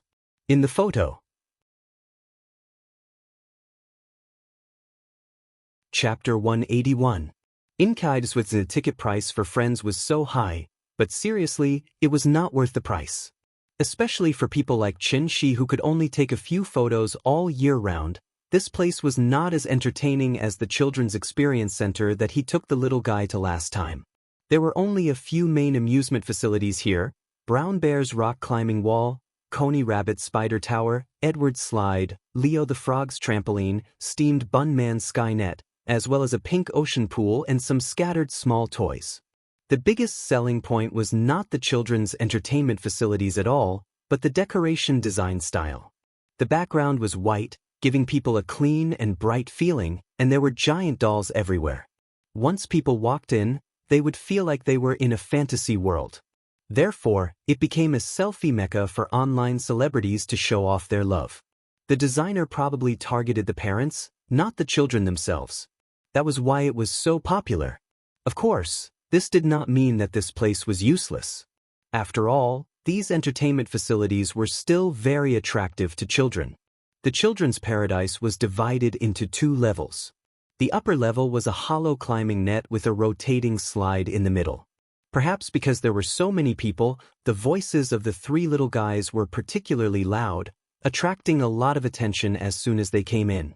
The weekend ticket was 200 yuan more expensive than the weekday ticket, so there were fewer people.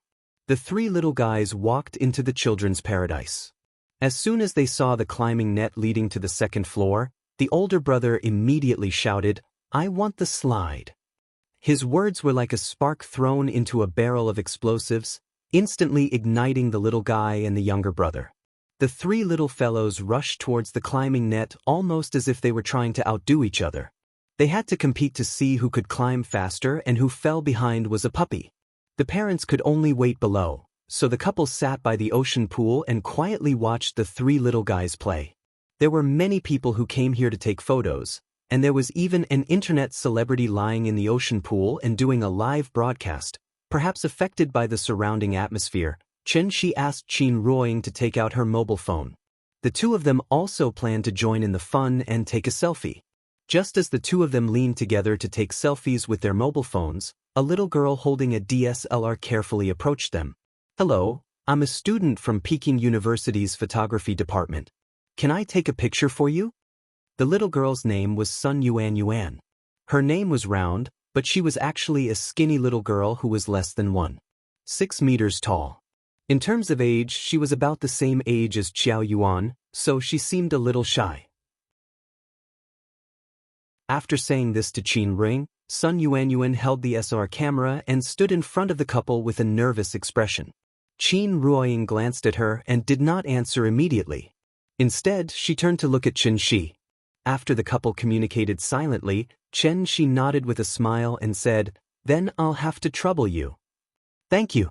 Hearing Xianxia's reply, Sun Yuan couldn't help but nod excitedly, then took a few steps back with the camera. Xianxia didn't know much about photography. He thought that professionals like them would have a lot to pay attention to, so he asked politely, "What do you want us to do? Do you want us to pose in any way?" "It's natural to shoot portraits. You can be more casual, just like when you took the selfie just now." Sun Yuan knelt on the ground with one knee, holding the lens with one hand and the camera with the other. She was clearly in the zone, so her speech was much clearer and more fluent than before. "That's all. That's all. You can be more casual and do whatever you want."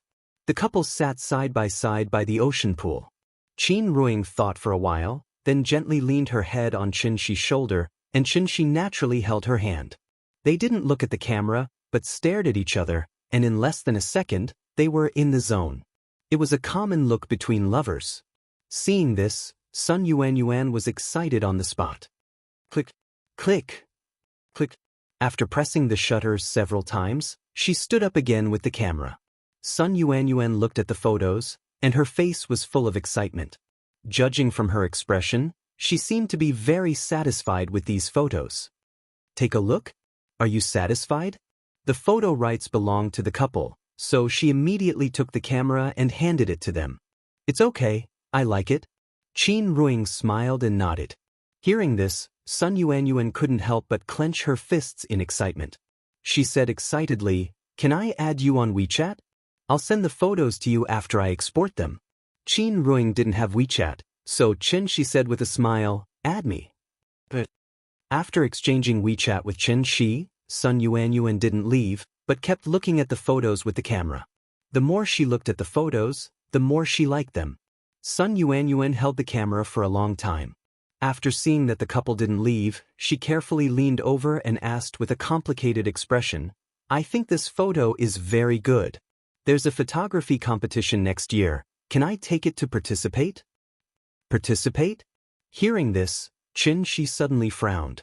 When Sun Yuan saw his expression, she immediately waved her hand and said anxiously, "It's okay if you can't, I'll take it back and keep it. I promise I won't show it to anyone. I promise." Some people didn't like their photos to be circulated outside, so the little girl was afraid of causing Xianxia's disgust. If Xianxia asked her to delete the photos, it would be a tragedy. Qin Ruoying saw the little girl's timid look, so she smiled and said, "I'm fine with it." Then she turned her head and looked at Xianxia. When Xianxia made eye contact with her, he suddenly shook his head and laughed. Since his wife said so, what else could he not do? It wasn't that he was ashamed, he just didn't want his photos to be circulated around. Since he was going to participate in a photography competition, a lot of people would definitely see the photos of him and his wife. When Xianxia thought about how people would judge the photos of him and his wife, he always felt a little strange. However, since Qin Ruoying agreed, he obviously wouldn't refuse, so he nodded and smiled, "No problem." "Thank you. Thank you." The little girl thanked the couple profusely. After saying goodbye to them, she ran away like a thief who had stolen some treasure. The so-called portrait photography was to take the most inadvertently moving picture of you. Just like Xiaoquan, a simple black and white photo was enough to amaze time. People who looked at the photo 20 years later couldn't help but palpitate. Sun Yuan knew that she had taken a good photo. Chapter 182. The three little guys had a lot of fun today. Although it was only 2 hours, because it was full of large-scale entertainment facilities, it was very tiring to play. So before the time limit was up, they were already tired and lying in the ocean pool to rest. When they left, they were still a little reluctant. After she bought each of them a brown bear school bag. The three little guys were so happy that they started to smile like flowers blooming. After the new year, the winter vacation was almost over and Nian should be sent to kindergarten. He just didn't know if she would be willing to go by then. The two brothers also made a profit today, not to mention that they came to such a high-end children's amusement park for nothing. She also took them to the mall and bought new clothes for the little guys, and several sets for them. Free food, free accommodation, free play, and before leaving, he let them carry big and small bags back home. In the eyes of children, such an elder was simply an angel. By the time the couple left the mall with the children, it was already 3:30 in the afternoon. Because they carried too many things, this time, no driver was willing to take the risk of being caught by the traffic police to give them a ride. There was no other way. Qin Ruoying took the three little guys to leave by taxi, and Xianxia then took another taxi alone. Having said that, they really should buy a car, otherwise, it would be really inconvenient to move around in the city. And after buying a car, the couple could take the little guy to the suburbs at any time in the future. That simple life, thinking about it, felt good. Not long after the couple returned to the tea house, Gu Lao hurried over. It would be a lie to say that he was not worried after not seeing his two grandchildren for a day. Now there is a saying called skipping a generation, which is the so-called enjoying the grandsons. Elders were closer to their grandchildren than to their children. Gu Lao was a widowed retired old man, and usually only the two brothers could relieve his inner loneliness and loneliness. As soon as the two brothers saw that their grandfather came back, they proudly took out the clothes and toys that Xianxia bought for them. Seeing this, Gu Lao immediately frowned. Probably because Xianxia was still on the side, Gu Lao did not scold the two brothers, but quickly took out a stack of money from his pocket. Looking at the red and green colors, it was at least a few hundred yuan. "I didn't bring much money today. Take these first. I'll bring you more tomorrow." But how could Xianxia accept his money? The plate of snacks in front of Big Cat was worth at least a few billion, not to mention a lot. Gu Lao couldn't dissuade Xianxia. In the end, he had no choice but to slap the two brothers' heads and ask them to properly thank Xianxia. The two brothers rubbed their heads in confusion. They didn't know why their grandfather was angry. After chatting with Xianxia for a while, Gu Lao left with the two brothers. After they left, the family of three prepared to close up shop and go home. Anyway, the business of the tea house was up to them. Although it was a little early today, it didn't matter. The little girl was still looking forward to going home to show off her new clothes. Night fell. When the little girl fell asleep and Qin Ruoying began to cultivate, Xianxia quietly left the courtyard. It was fine that he didn't notice it before, but now that he found out the abnormality, he naturally wanted to find out what was going on. After a while, Xianxia came to Spirit Mountain again. After landing on the top of the mountain, he closed his eyes and carefully felt it. Not long after, when Xianxia opened his eyes again, he couldn't help but frown slightly. Last night, He set up a spirit gathering formation and used all his strength, which caused Spirit Mountain to lose at least 10% of the spirit energy of heaven and earth overnight. The spirit energy of heaven and earth was known as the origin of all things. As long as this planet did not become a dead one, then the spirit energy of heaven and earth could be called a renewable energy source like solar energy and water energy. It could be regenerated, but it also needed a process. The spirit energy of heaven and earth here was really plundered by Xianxia. However, it had only been more than 10 hours, and the spirit energy here had already recovered a little. Although it was not much, if Xianxia hadn't carefully felt it, he wouldn't have even noticed the changes. But at this rate, it was estimated that in a few months, the spirit energy here would be able to recover to its original level. This recovery speed was almost catching up with the heavenly jade domain. What was going on? Because of the damage to his divine sense, he couldn't carefully explore every detail in this mountain range. Since he couldn't use his divine sense, he used the stupidest way to find it bit by bit.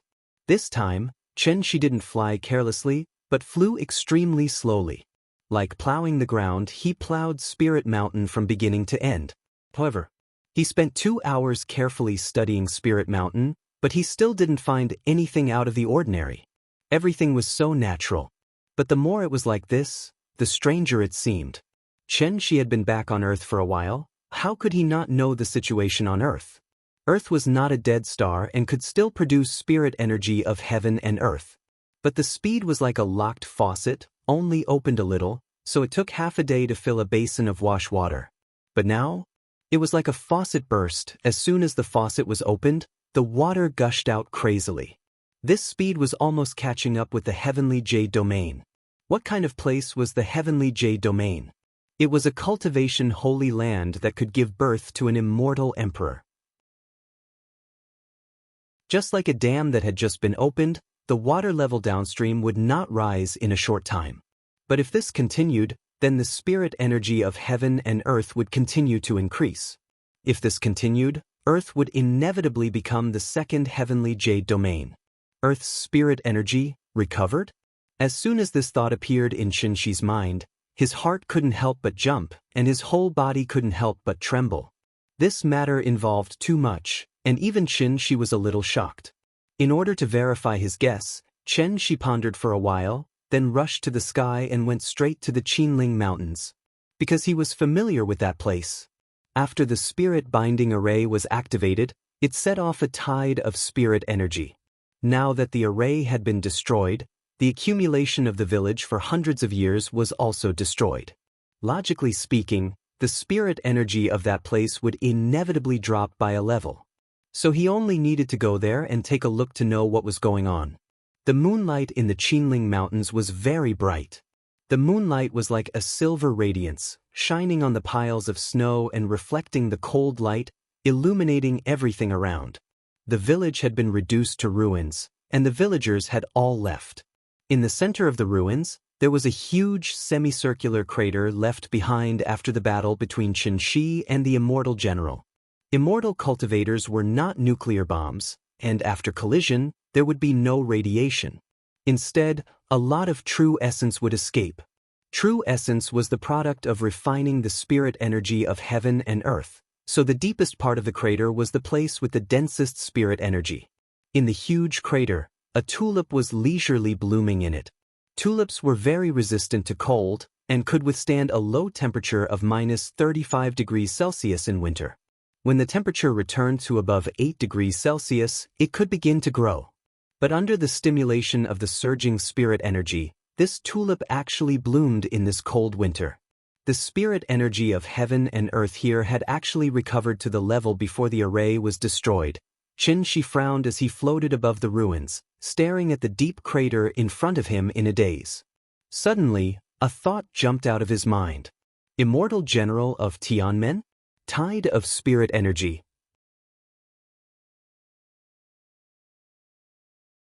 Chapter 183. There were some things that one wouldn't know if one didn't want to know. Because the spirit energy on Earth was too sparse, Xianxia had never paid attention to the ancient legacies on Earth. It was like letting a wolf into a flock of sheep. He ate and slept every day. Why should he think so much? To put it bluntly, he didn't feel threatened. After all, this wasn't the heavenly jade world. Spirit energy was like oxygen. It flowed. Therefore, even if some places had high levels of oxygen and some had low levels of oxygen, there would never be a situation where there wasn't any oxygen at all. If the heavenly jade world was compared to a bathtub, then Earth was a bucket. If he scooped up a bowl of water from the bucket, it would reduce the water in the bucket by a large amount. But what if the bucket turned into a lake with running water and a stable supply of water? As a deity transformation cultivator, it was simply impossible for him to drain a cultivation planet that was as beautiful as heavenly jade. At the current rate of development, it was only a matter of time before Earth turned into a cultivation planet. In Xianxia's knowledge, this was already beyond the scope of a cultivator's ability. Even an immortal emperor couldn't turn a declining cultivation planet with sparse spirit energy into a cultivation holy land with abundant spirit energy. What was going on? Xianxia silently looked at the ruins in front of him. Although there were thousands of doubts in his heart, no one could answer him. After all, who in this world could compare to him in terms of understanding and comprehension of the world's spirit energy and the heavenly Tao? If even he couldn't explain it, who could? A bone-chilling wind howled. Even with Xianxia's cultivation, he actually felt a chill that he hadn't felt in a long time. He seemed to know too little about Earth and his own home planet. In fact, if one really wanted to delve deeper into it, the biggest question in front of Xianxia was, how did he get to the heavenly jade world? How did he get there? Who sent him there? How did he get there? Even soul formation cultivators would be severely injured after crossing the void and returning. How did he wake up to the heavenly jade world as a mere mortal? But why? Was it all just a dream? Because only in a dream would such a fantastic story appear. As a spirit-severing cultivator, he had already experienced countless trials and tribulations. So how could he not know whether this was a dream or not? If it wasn't a dream, then what kind of terrifying unknown existence was it? Thinking of this, Xianxia couldn't help but feel inexplicably irritated. He had been cultivating for 500 years, and it was only at this moment that he suddenly realized something. It turned out that he was still an ant-like existence in front of some unknown power. All of a sudden, he felt an extremely stifling sensation. After returning to Earth, even though he was half-crippled, Xianxia could still be said to be the most powerful person in the world. However, as long as he didn't step into the immortal emperor realm, he would always be immortal. How insignificant were mortals? Even if he had reached the soul formation stage, he would only be one of the stronger ants among thousands of ants.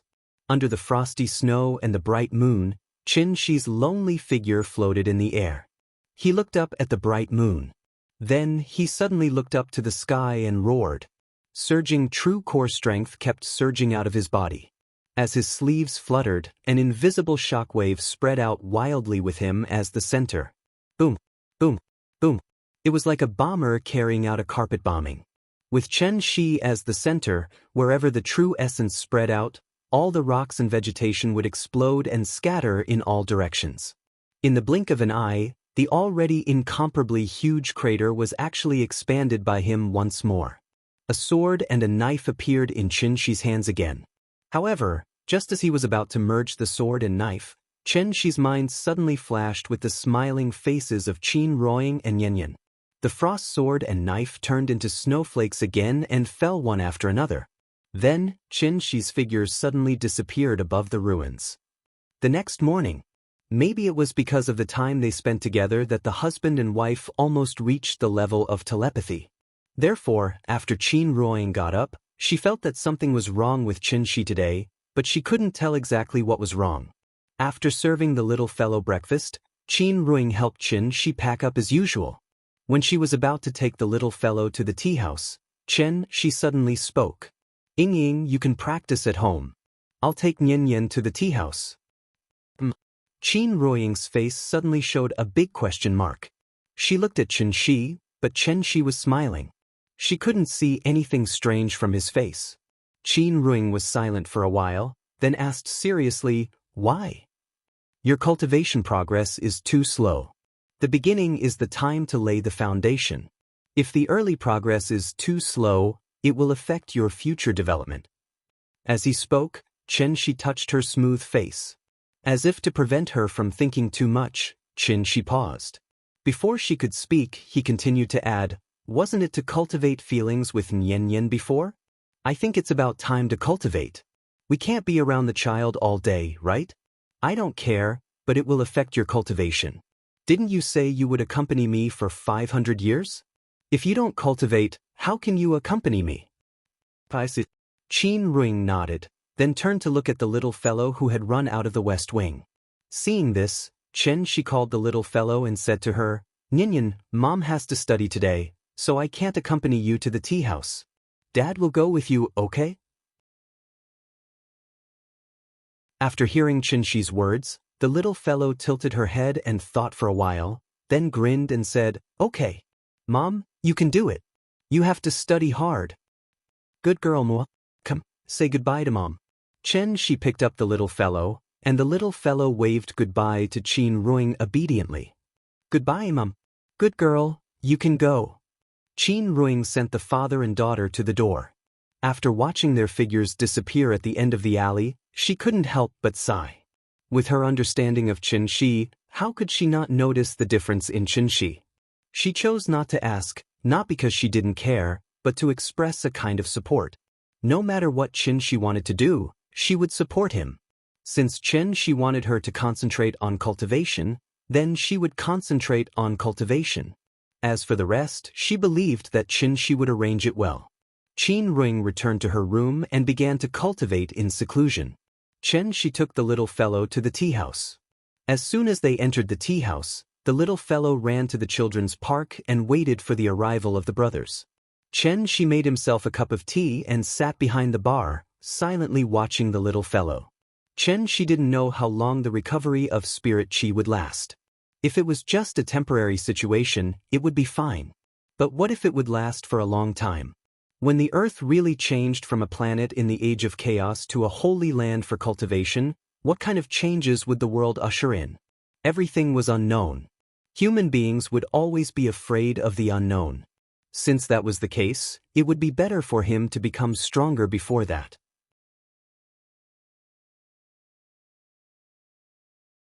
Chapter 184. 11 o'clock in the morning. Gu Lao brought the two brothers to the tea house. He was slightly surprised that he didn't see Qin Ruing today. In his impression, this young couple was inseparable. Even if they had to go out for business, it was usually Xianxia who went out, and Qin Ruing stayed behind to take care of the children. Although he was puzzled, Gu Lao wasn't a gossipy old man. After taking the green tea that Xianxia brewed for him, he laughed and said, "Today's weather is good. Although the sun isn't out, I feel refreshed. When people get old, they tend to lose focus. It's rare for me to be so clear-headed. I'm really not used to it. Come. Since I'm in good spirits today, let's have a good fight." Gu Lao was in high spirits today, and it was obvious that he was in good spirits. However, his words made Xianxia frown slightly.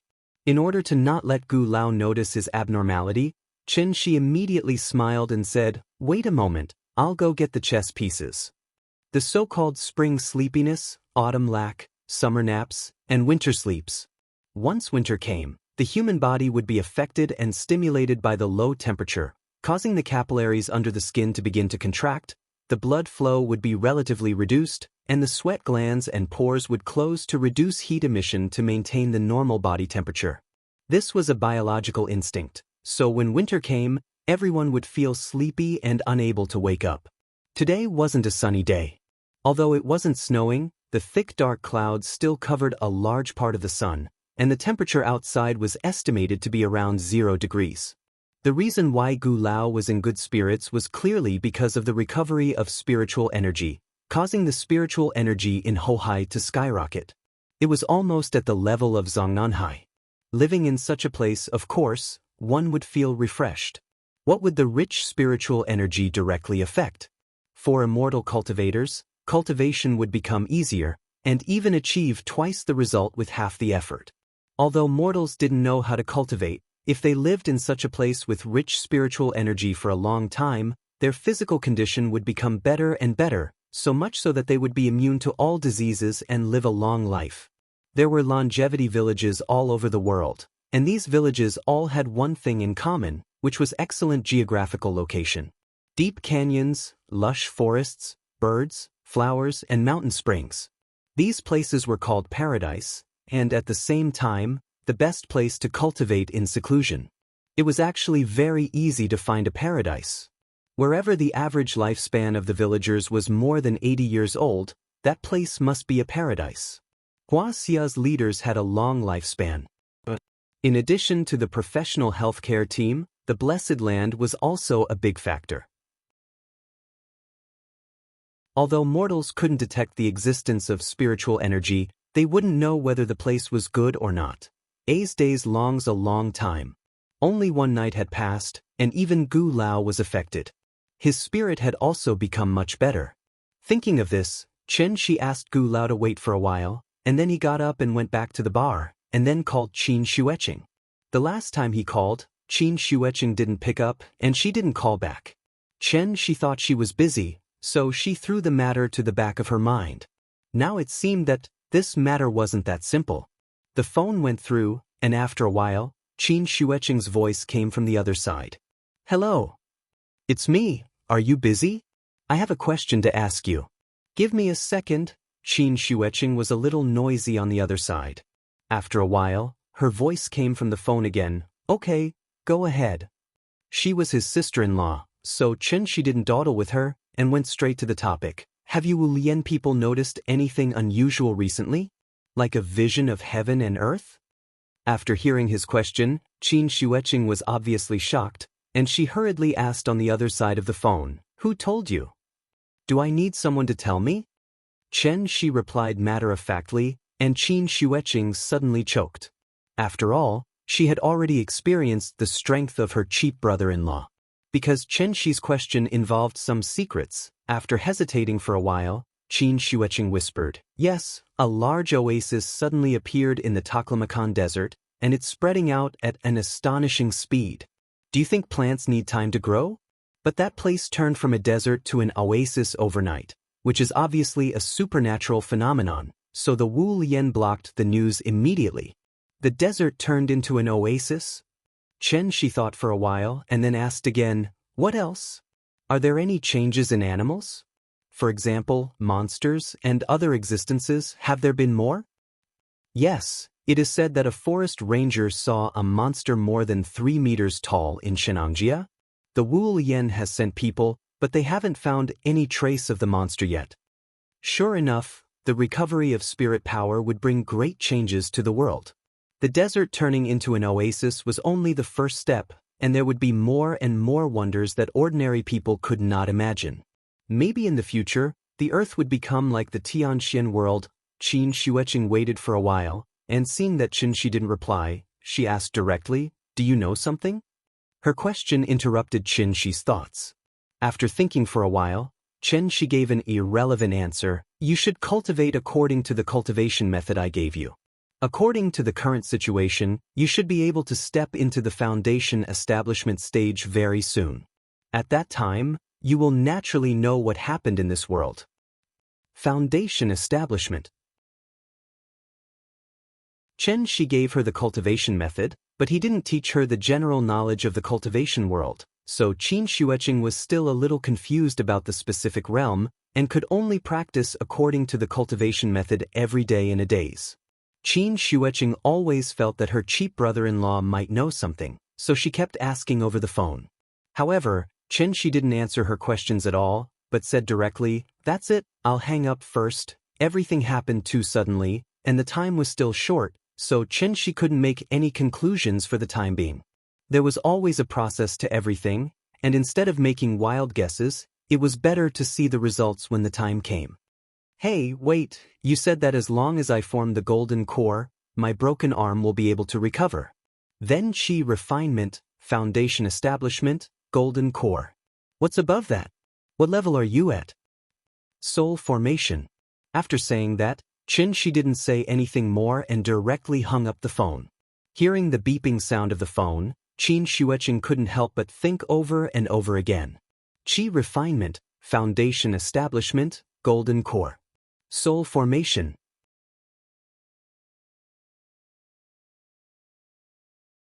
Chapter 185. For the next few days, Xianxia would bring the little girl to the tea house to date with the brothers every day. Qin Ruoying, on the other hand, was cultivating hard at home. Out of the 24 hours in a day, she really did cultivate for 20 hours. Cultivation was a boring thing to begin with. Since she had already decided to embark on this path, learning to enjoy the boredom and experiencing different kinds of pleasure from cultivation was the only thing Qin Ruoying had to do at the moment. Xianxia had been paying attention to the news reports during this period. In addition, he was also constantly paying attention to the headlines, Weibo, public accounts, and other media platforms. Things were different now.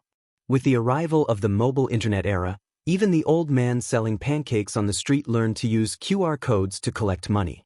If there was a phenomenon of heaven and earth, it would inevitably cause a big social sensation. Even if the government deliberately blocked it, there would always be some gossip circulating on the internet.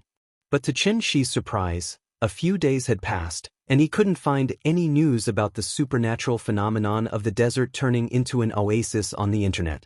With his sister-in-law's personality, he basically ruled out the possibility that she would joke with Xianxia. Since he couldn't see it on the internet, it was either blocked by the government immediately, or because that place was so remote that not many people knew about it. However, it was understandable when he thought about it. The recovery of spirit qi would definitely affect those inaccessible places first, which gave the government some time to react. The Wulian people were probably out in full force and on standby at any time. Why was Xianxia paying so much attention? Because this was also a big event that could affect him.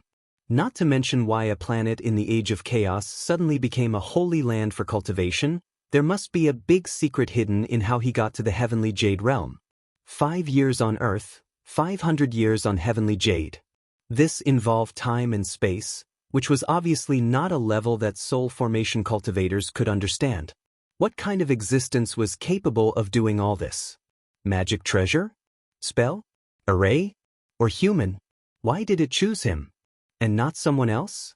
Ever since Xianxia discovered the recovery of spirit qi, these questions had been constantly flashing in his mind.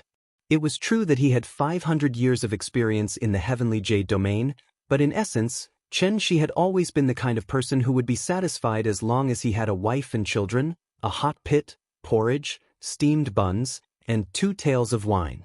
There was no shortage of ambitious great men in the world, but there was no shortage of contented mortals like Xianxia. As long as his wife and daughter were well, and his family was harmonious, he could guard this small tea house and live happily for the rest of his life. Some people always believed that contentment equated to lack ambition. In fact, this was a sign of ignorance. It was perhaps the biggest joke in the world for a person who didn't have a strong heart to turn around and laugh at a person who had a strong heart. As the song goes, you are not truly happy, your smile is just a camouflage you wear. Being content with what one has doesn't mean that one won't be vigilant in times of peace. Being vigilant in times of peace did not mean that one would have groundless fears. The torrent of the era was coming, and Xianxia just wanted to continue her role as a spectator. Having seen all the prosperity of the world, one should naturally float like water. It's December 12th. Qin Yongyan, who had been in seclusion, was also called out by Qin Ru. Her sister-in-law's phone couldn't be reached, so the family of 4 took a taxi and went straight to the Badaling Great Wall. They were going to hold a strange wedding with no ceremony and no guests, only a father-in-law, wife, and son-in-law. No, there was also a daughter. Qin Ruoying originally wanted to persuade Xianxia to forget about it. After all, Nian was already so old, and they had already gotten a marriage certificate. It felt a little strange to specially do this now. Although she had originally wanted to marry Xianxia under her father's witness, she didn't need to do any ceremony. She didn't need any grand ceremony. As long as her father, second uncle's family, and Aunt Zhang were present, Qin Ruoying would be satisfied. But second uncle hadn't come back yet, and Lin Qing was busy all day. In this winter, she couldn't specially invite Aunt Zhang to come to Shangjing to enjoy the cold wind, could she? She was overwhelmed by the joy of returning home, so she agreed to Xianxia in a daze. Otherwise, she would have to think about it carefully and choose a good day. For example, after the new year, When the winter was over and the flowers bloomed in spring, it would be good. However, Qin Ruing wanted to change the day, but Xianxia didn't agree. What a joke, how could he delay the matter of marrying a wife? It didn't matter if his family and friends were not there, as long as his father-in-law was there. The ceremony was not important, but the intention was important. Xianxia didn't tell the little fellow what they were going to do today. He just said that he was going to take her for an outing, which made the little fellow very happy and excited. Qin Yongyan seemed to want to cultivate a relationship with the little fellow, so as soon as they got in the car, he let the little fellow sit on his lap and then let the little fellow climb around him. The Badaling Great Wall in December was not as lively as the National Day. Because it was in the mountains, the wind was particularly strong, and the temperature was several degrees lower than that in the city. The family of four bought the tickets and went up the Great Wall under the astonished gazes of the staff. The weather was too cold, and there were basically no tourists on the Great Wall at this time. The bare mountains were covered with snow everywhere. The cold wind whistled past. Afraid that the child would be cold, Xianxia wrapped the little fellow with Xianxia. The most beautiful scenery on the Great Wall was in autumn. Because there were many maple trees planted in this area, in autumn, standing on the Great Wall and looking down, one would see the maple leaves below as red as fire, which could be said to reflect the ancient Great Wall. This was also a great beauty in Shangjing. So, was the Great Wall not beautiful in winter? No. Looking inside and outside the Great Wall, there was only luxuriant. Taizu only used such a poem to accurately summarize the beauty of the Great Wall in winter. Boundless and vigorous.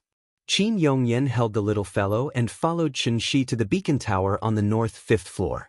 Seeing that he stopped moving forward, she asked with a smile, "What do you want to do for your wedding? Can you tell me now?" Xianxia had been mysterious today. After hearing Qin Yongyan's words, Qin Ruing immediately turned to look at Xianxia.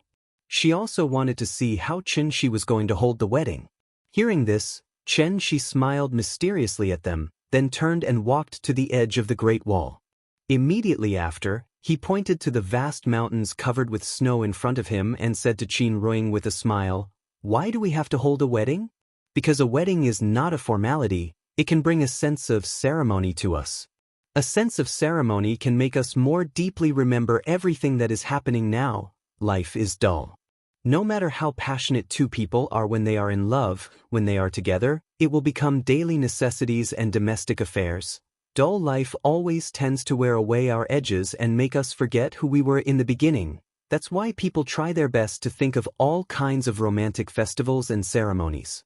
They want to use the sense of ceremony to remind themselves not to forget their original intentions. Just like the saying goes, life is not just about the present, there is also poetry and the future. Since ceremonies are all thought of by people, then I can also think of a ceremony that is different from others. A ceremony that belongs only to us. Speaking of this, Xianxia winked at Qin Ruing, making her laugh. Only you can do it. Perhaps because Qin Yongyan and the little guy were still next to her, Qin Ruing's face showed a bit of a shy expression for the first time. Xianxia did not know if he was thick-skinned or not, but in short he completely ignored his father-in-law and focused all his attention on Qin Ruing. At this moment he only had eyes for her. After gazing at the lover in front of him affectionately, the love in Xianxia's heart suddenly gushed out like spring water. He turned around and faced the mountains. Looking inside and outside the Great Wall, there was only luxuriance. Xianxia suddenly waved his hand and motioned for Qin Ruing to come to his side. Qin Ruing stood beside him and glanced at the barren mountains below. She suddenly had some doubts. What was there to see in this place? At this moment, Xianxia suddenly shouted at the mountains in front of him, "Ying, deep feelings are not as good as long-term companionship. There is no need to say more about love. Today, I will let Qingshan wear red makeup for you." As soon as his voice fell, Xianxia suddenly stepped on the ground. The true essence that he had accumulated for 500 years burst out in an instant, crazily gushing out from his body, suddenly shaking the whole mountain range. With Xianxia as the center, the invisible true essence continued to spread out. In an instant, it was as if the god of spring had issued an edict. Wherever the true essence reached, flowers and trees bloomed. But the most abundant thing here was not flowers, but maple trees. On the snow-covered mountains, countless bare tree trunks suddenly sprouted, and new leaves grew at a speed visible to the naked eye.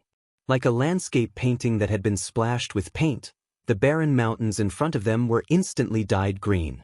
Following that, the green turned to yellow, then red, until the forest was dyed with layers of green and gold.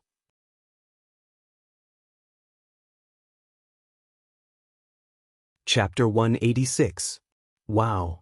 The little fellow looked at the magical scene in front of her, and her little mouth couldn't help but turn into an O shape. She sat in Qin Yongyan's arms and couldn't help but feel a little excited when she saw the fiery red leaves on the mountain. Grandpa, I want to go and see. Come over a bit." The little fellow wriggled her body and signaled Qin Yongyan to take her to the edge of the city wall. She wanted to take a closer look at the bright red maple leaves that covered the whole mountain. Qin Yongyan finally came back to his senses after being shaken by her. The heavy snow had passed, and in the blink of an eye, it was the winter solstice. It was supposed to be the late winter when everything was dormant, but Xianxia's words actually made the plants on the mountain grow in reverse. In an instant, they had sprouted, grown leaves, sprouted stems, bloomed flowers, and bore fruit. According to legend, there were immortals in ancient times whose words contained the heavenly laws. What was the difference between Xianxia's action and that of the immortals? A moment ago, it was still a barren mountain, and the next moment, it was full of vegetation. Qin Yongyan was really shocked and inexplicably. The impact of this scene on him was even more violent than when Xianxia killed great-granduncle. What kind of cultivation method did Xianxia make him practice? Could it really be the immortal's inheritance? After this period of cultivation, Qin Yongyan was about to step into the late stage of qi refining, so his understanding of immortal cultivators was much deeper than before. Every realm of immortal cultivators could be divided into 3 stages: the beginning, the middle, and the end. For example, Qin Yongyan had already gone through 2 stages: the early stage of qi condensation, the middle stage of body tempering, and the late stage of aperture opening, which was about to step into. Once all the apertures were opened, then he could step into the second major realm of immortal cultivation, foundation establishment. It was also because of this that there was a huge gap between the early stage of golden core and the middle stage of golden core. Thinking of this, Qin Yongyan couldn't help but frown and silently glance at his son-in-law several times. He was now a little curious. What was Xianxia's cultivation level? Just as Qin Yongyan was blindly pondering, the little fellow in his arms suddenly giggled. The child didn't understand so much. She only knew that the scenery in front of her was very beautiful, so she wrapped one arm around Qin Yongyan's neck and pointed at the maple leaves below the city wall with the other hand. She kept muttering that it was so beautiful. The mountain full of maple leaves facing the morning sun, the green mountain for you in red makeup. Xianxia's ceremony was so shocking that Qin Ruing held her lover's hand tightly and didn't come back to her senses for a long time. Due to the presence of his father-in-law, Xianxia did not do anything too intimate. He gently squeezed Qin Ruing's delicate hand, then turned to look at his lover and asked with a smile, "What do you think? Do you like it?" The cold winter wind whistled past. Qin Ruing's red lips slightly opened as she muttered, "I like, as long as you like it." Xianxia smiled and didn't say anything else. It was just as he had said. Deep feelings were not as good as long-term companionship. This was the truth of the world. 20 minutes later, the family of 4 left the Great Wall. At this time, many local residents who heard the news had gathered at the ticket office at the foot of the mountain, ready to go up the mountain to see what was going on. This place was 1,000 meters above sea level. Even if it was a sunny day, the temperature was far below zero. The mountain full of maple trees bloomed in this season of frost. It could be said that the rain hit the pine trees green, and the frost dyed the maple leaves red. It was a wonderful scene. If nothing unexpected happened, this supernatural phenomenon would cause a sensation in the country in half an hour, and even attract the attention of foreign media.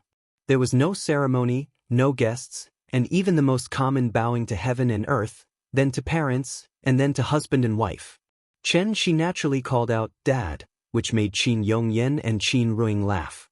The little girl didn't know why her mother and grandfather were so happy, but when she saw that they were happy, she was also very happy. She lay on Qin Yongyan's shoulder and kept giggling.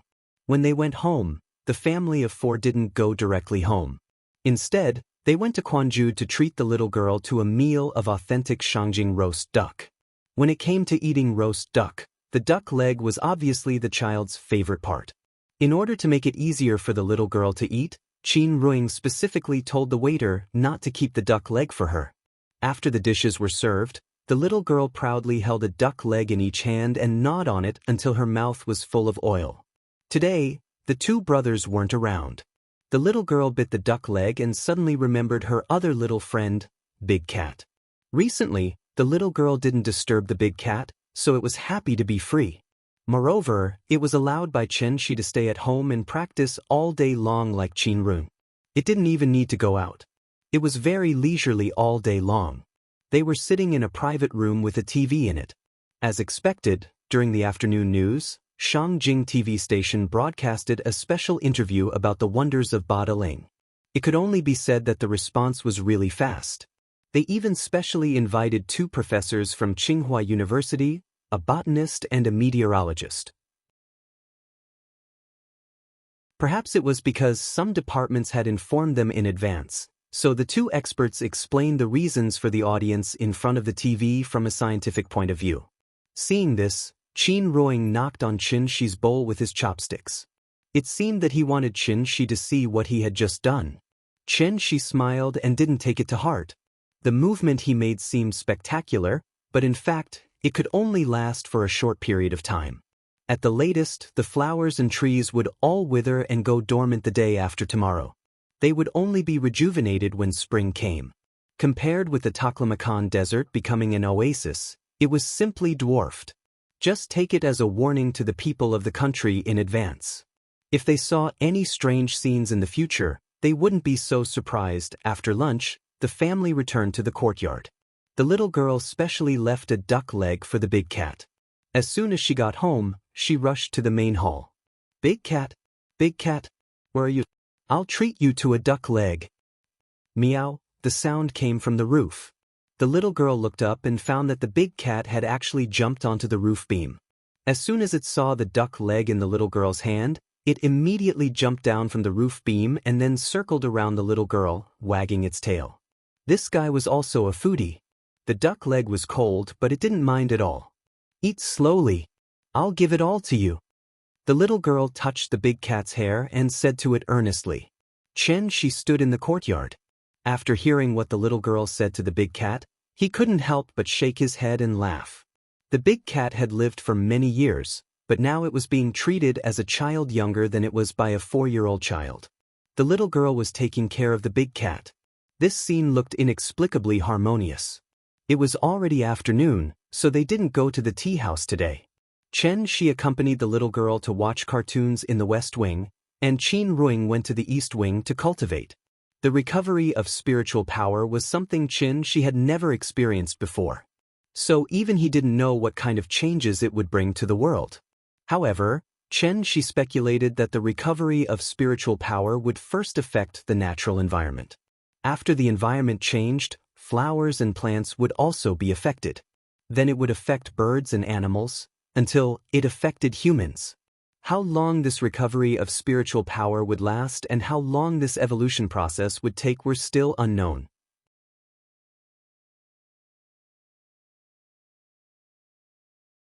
Chapter 187.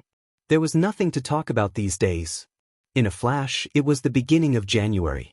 There were 3 hottest days in summer and 3 coldest days in winter. The third 9 days after the winter solstice was also the coldest time of the year. Because it was winter, ice had already formed in Hohai before the end of the 3rd and 9th day.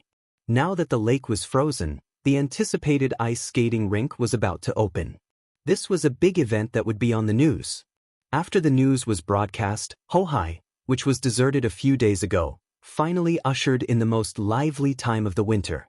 After breakfast, she had just walked out of Dongming Alley with the little fellow when a burst of lively noise came from afar. Just like going to the countryside to go to the market, the father and daughter turned the corner and came to the street outside the tea house, only to find that a lot of people suddenly appeared on the lakeside of Hohai. As the holy land of skating in the eyes of the old Shangjing people, once the Shikahai ice rink opened, even if they lived outside the third ring road, they would still come to play. This was the feeling. Because they were poor in the past, there were not so many entertainment projects. Swimming in summer and skating in winter naturally became the first choice of entertainment for the people. The little fellow was stunned. When they left yesterday, there was not even a ghost here. How did this place become as lively as a market in just one night? Looking around, the lakeside of Hohai was already full of red lanterns, and very festive music was playing in the ice rink. It was as if there was going to be a festival, and the atmosphere was very festive. It was now 9 o'clock in the morning. When the father and daughter walked into the tea house, the ice rink was not open yet, so most of the people were concentrated on the streets on both sides of the lake. The staff of the Sports Bureau, the Public Security Bureau, the Safety Supervision Bureau and other departments were conducting ice testing inspection on the Shikahai ice rink. After the inspection, the Shikahai ice rink could officially open for business. Xianxia had just hung the open for business sign when two young people with ice skates came in. Boss, 2 cups of vegetarian tea. The ice testing inspection generally took about 2 hours. The young people did not want to stand outside in the cold wind, so they came in. There was heating in the tea house, so it was very warm and comfortable as soon as they came in. In addition, Xianxia would light an incense when he had nothing to do, so the smell in the tea house became very good, so it gave people a feeling that they did not want to go out again. Because he had to boil the water, it took him nearly 20 minutes to brew the first pot of tea. Just as he delivered the 2 cups of tea to the young man, the tea house welcomed a new customer. There were 5 or 6 guests, men and women, old and young. It was obvious that they were a big family. This was the earliest day of business since Xianxia took over the tea house. It could only be said that the peak season came too suddenly. The little girl sat in the children's playground, looking at the guests who kept coming in. Her little face was full of surprise. She was very sensible. When she saw that Xianxia was alone, he had to greet the guests and pour tea for them. The little fellow took the initiative to run to Xianxia's side. She raised her head and said sweetly, "Papa, let me help you." "Good girl." Xianxia smiled and stroked the little fellow's head. Then he handed a cup of green tea to her and said, "Come on, give it to that uncle and then to sister. Be careful, don't fall." "Yeah." The little fellow nodded like she was pounding garlic. Then, she carefully took the teacup in Xianxia's hand. Because she was afraid of spilling the tea, the little fellow straightened her back and her whole little face became serious. The guests were a young couple. After the little fellow put the teacup on the guest table, she smiled sweetly and said, "Uncle, have some tea." The young man, who was estimated to be in his 20s, was stunned by her calling him uncle. Before he could come back to his senses, the little girl had already run back to the bar counter and brought over another cup of tea. "Sister, have some tea." The 2 guests were obviously a couple. As a result, the little fellow called the man uncle and the woman sister, which immediately made them laugh. "This child is so cute." "Yes, why don't we have a child?" "Get out." The guests came one after another without stopping. So, just after 10 o'clock, the tea house was already full. The little fellow sat on Xianxia's lap and put her head on the bar. Her big round eyes kept scanning the tea house lobby in front of her, and she couldn't help giggling. "Papa, business is good today." The business was good, and the little fellow was very proud, so she didn't go to the children's playground today. Instead, she sat at the bar and waited for the guests to greet her. Whenever she heard a customer shouting for more water, the little girl would run over with a small water bottle in her arms. To her, this kind of menial task of pouring tea was more fun than stacking blocks. According to his usual habits, Gu Lao usually came to the tea house after 11 o'clock. It was estimated that he also knew the news of the opening of the Shikahai skating rink today, so he came much earlier than usual. As soon as the 2 brothers entered the door, they were immediately stunned by the lively scene in front of them. As soon as she saw her friends coming, the little fellow excitedly waved to the 2 brothers. There were no seats in the tea house, so Xianxia asked Gu Lao to sit behind the bar, and the three little guys went back to their exclusive children's playground. About half an hour later, someone suddenly shouted, "The ice rink is open." This sentence was like throwing a match into a pile of explosives, causing a violent reaction in an instant. The guests asked Xianxia to pay the bill. As soon as he reported a number, before he walked out of the bar, the guests had taken the initiative to give him the money and then quickly walked out of the tea house. In less than 10 minutes, the tea house, which was full of guests just now, was deserted again, leaving only countless empty teacups and melon seed shells on the ground. Seeing this, Gu Lao called out the three little guys and then arranged work for them.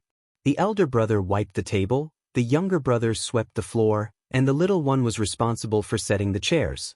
After cleaning up the tea house, Xianxia calculated the income of this morning. In less than 2 hours, the tea house had earned 1,500 yuan. Today was also the only profitable day since he took over the tea house. After calculating the account, without waiting for the three little guys to speak, Gu Lao asked with a smile, "I'm old and can't run anymore.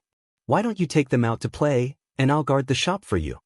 Hearing this, Xianxia glanced at the three little guys who were lying by the window and watching the fun, and said with a smile, "Okay, then you have a good rest here, and I'll take them out to play." Why was the tea house doing well? Because not far from the door was the fourth entrance of the Shikahai ice rink.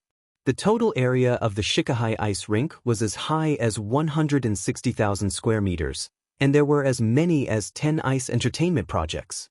In addition to the traditional ice skating, there were also ice bicycles, ice motorcycles, ice slides, ice hockey, ice bumper cars, and so on.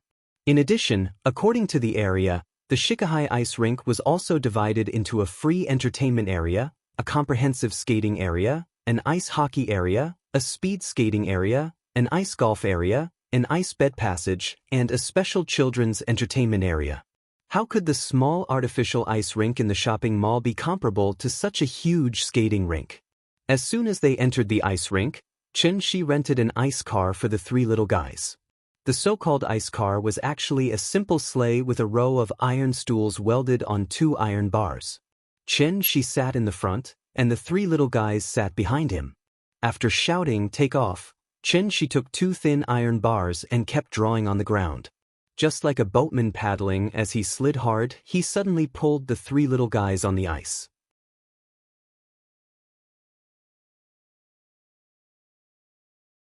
Chapter 188.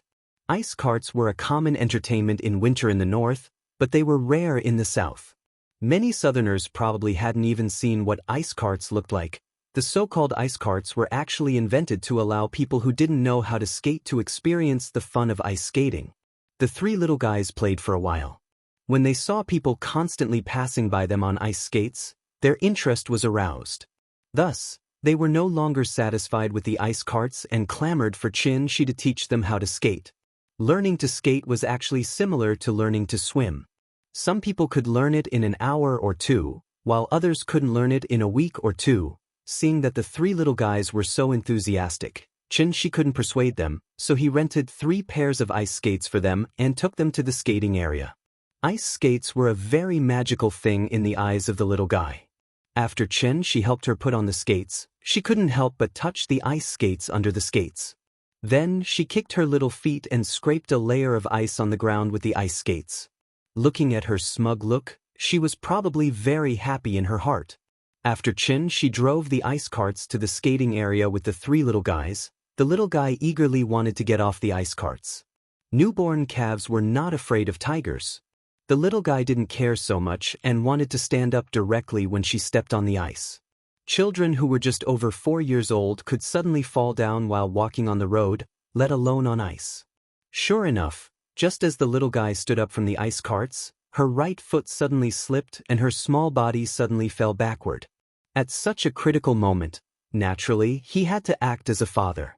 Xianxia was also prepared.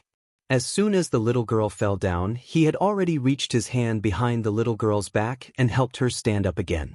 This scared the little guy. After holding Xianxia's arm and standing firm, she didn't dare to let go. Trying to scrape her feet on the ground twice, the little guy shouted at Xianxia with a frightened face, "Papa! I can't stand up." Before Xianxia could reply, The brothers sitting on the ice carts immediately responded. Grandpa said that ice is very slippery. That's why we can't stand on the ice. You have to hold on to something. The two brothers grew up in Hohai, so they had come here to play a long time ago. However, at this time last year, they were only 3 years old. It was obviously impossible for Gu Lao to teach them to skate.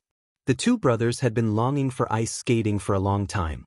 Looking at her brother's serious face, Xianxia couldn't help but laugh. Ninian, come here. Daddy will support you. After holding the little fellow's hand and standing on the ice, Xianxia slowly dragged her to his side. Then he turned to the brothers and said, "You two stay in the car. Uncle will teach your sister how to skate first, okay?" "All right." The two brothers nodded and then sat on the ice carriage obediently, watching the little guy carefully step forward under Xianxia's guidance. Skating was actually a kind of muscle memory. No matter how good a skater was, if they hadn't skated for decades, they might fall when they stepped on the ice again. Children learn things very quickly. Under normal circumstances, Xianxia should be able to teach the little fellow to skate in an afternoon. However, because there were still two brothers waiting in line, Xianxia could only give the little fellow a cheat. He first let the little fellow try to learn how to stand on the ice. Then, the little fellow raised her hands and let Xianxia hold her hands from above. With Xianxia's help, the little fellow quickly adapted to the feeling of standing on the ice. After she adapted, Xianxia said softly, "Ninian, be good. Daddy will support you. Slowly move forward. Look, just like that, uncle, move." Although her father was next to her, the little fellow was still very afraid that she would suddenly fall. Xianxia held her hand and patiently encouraged her several times. Then, the little fellow carefully tried to take a step forward. "Very good. Now we have to learn from that, uncle, and let ourselves float." In the eyes of outsiders, they were a pair of father and daughter who were learning to skate. But in fact, at this moment, the little fellow's whole body was wrapped in Xianxia's true essence.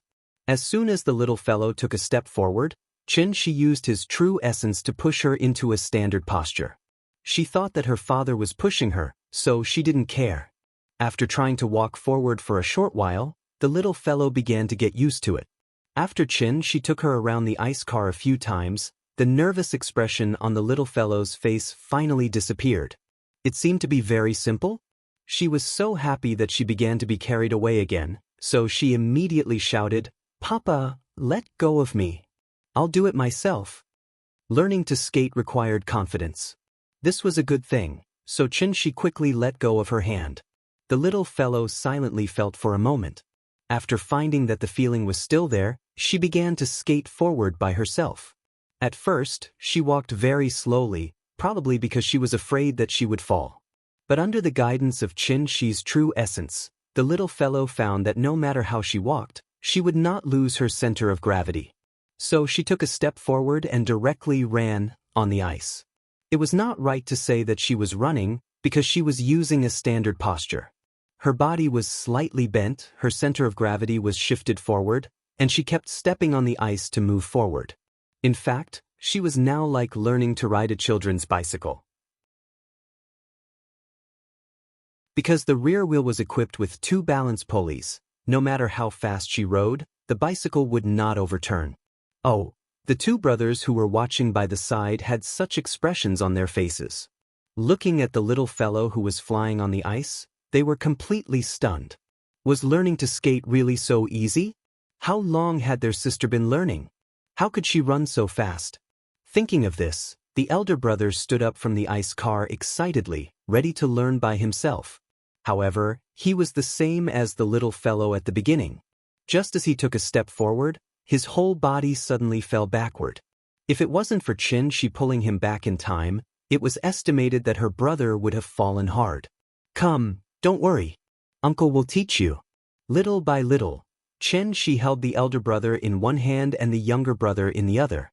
According to what he had taught the little fellow just now, after they had learned to stand firm, Xianxia led them slowly forward.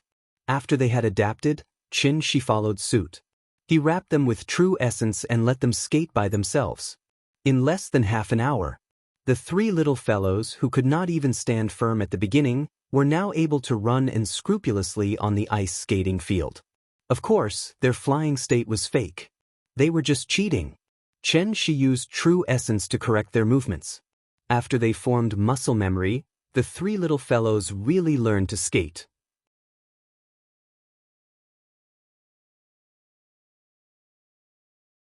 Chapter 189.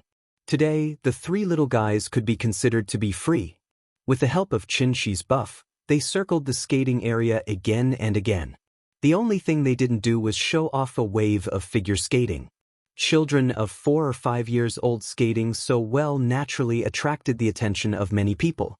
So after they played for a while, many people in the skating area knew them. What's more, they even took out their mobile phones to take small videos of them. The incessant cheers from the onlookers made the three little fellows extremely proud. Many children saw that they were so good, and they all clamored to learn to skate. However, when their parents put on the skates for them, these children couldn't even stand steadily, and they would suddenly fall down if they weren't careful. Although it didn't hurt much because of the thick winter clothes, it was a big psychological blow to the children. Why can others run so fast, but they can't even stand? Seeing others in such a sorry state, the three little guys were very proud, and their self-confidence was about to burst. Among the children in the world, they were the smartest. It was rare to see the three little guys so proud, so Xianxia didn't expose them, but let their self-confidence inflate. However, there was an obvious drawback to this. That was, the three little guys were so immersed in playing that they didn't even want to eat lunch. Under Xianxia's repeated shouts, they reluctantly skated over, and then returned to the tea house to prepare for lunch. With the opening of the Xianxia skating rink, the nearby shops would also welcome the peak season. The tea house's business was really good today. Many guests who were tired from playing in the ice rink would go to the tea house to sit and rest for a while. This was only the first day of the ice rink's opening, so although there were many people, it was far from the peak. In a few days, when it was winter 39th, the Xianxia skating rink would really usher in the peak of the flow of people. At that time, the tea house would probably be full all day. The so-called 3 years of not opening, but opening to eat for 3 years, is probably the meaning of this. After lunch, the three little guys clamored to go out to play again. They were so energetic that they didn't seem like 4 or 5 years old children. Xianxia wanted them to take a rest, take a nap in the tea house, and go out to play in the afternoon. But the three little guys didn't agree at all. The little fellow even ran behind Xianxia and pushed him from behind, trying to push him out of the tea house. The two brothers each held one of his hands and insisted that Xianxia take them to the ice rink to play. Since she was already acting like a spoiled child, Xianxia had no choice but to agree.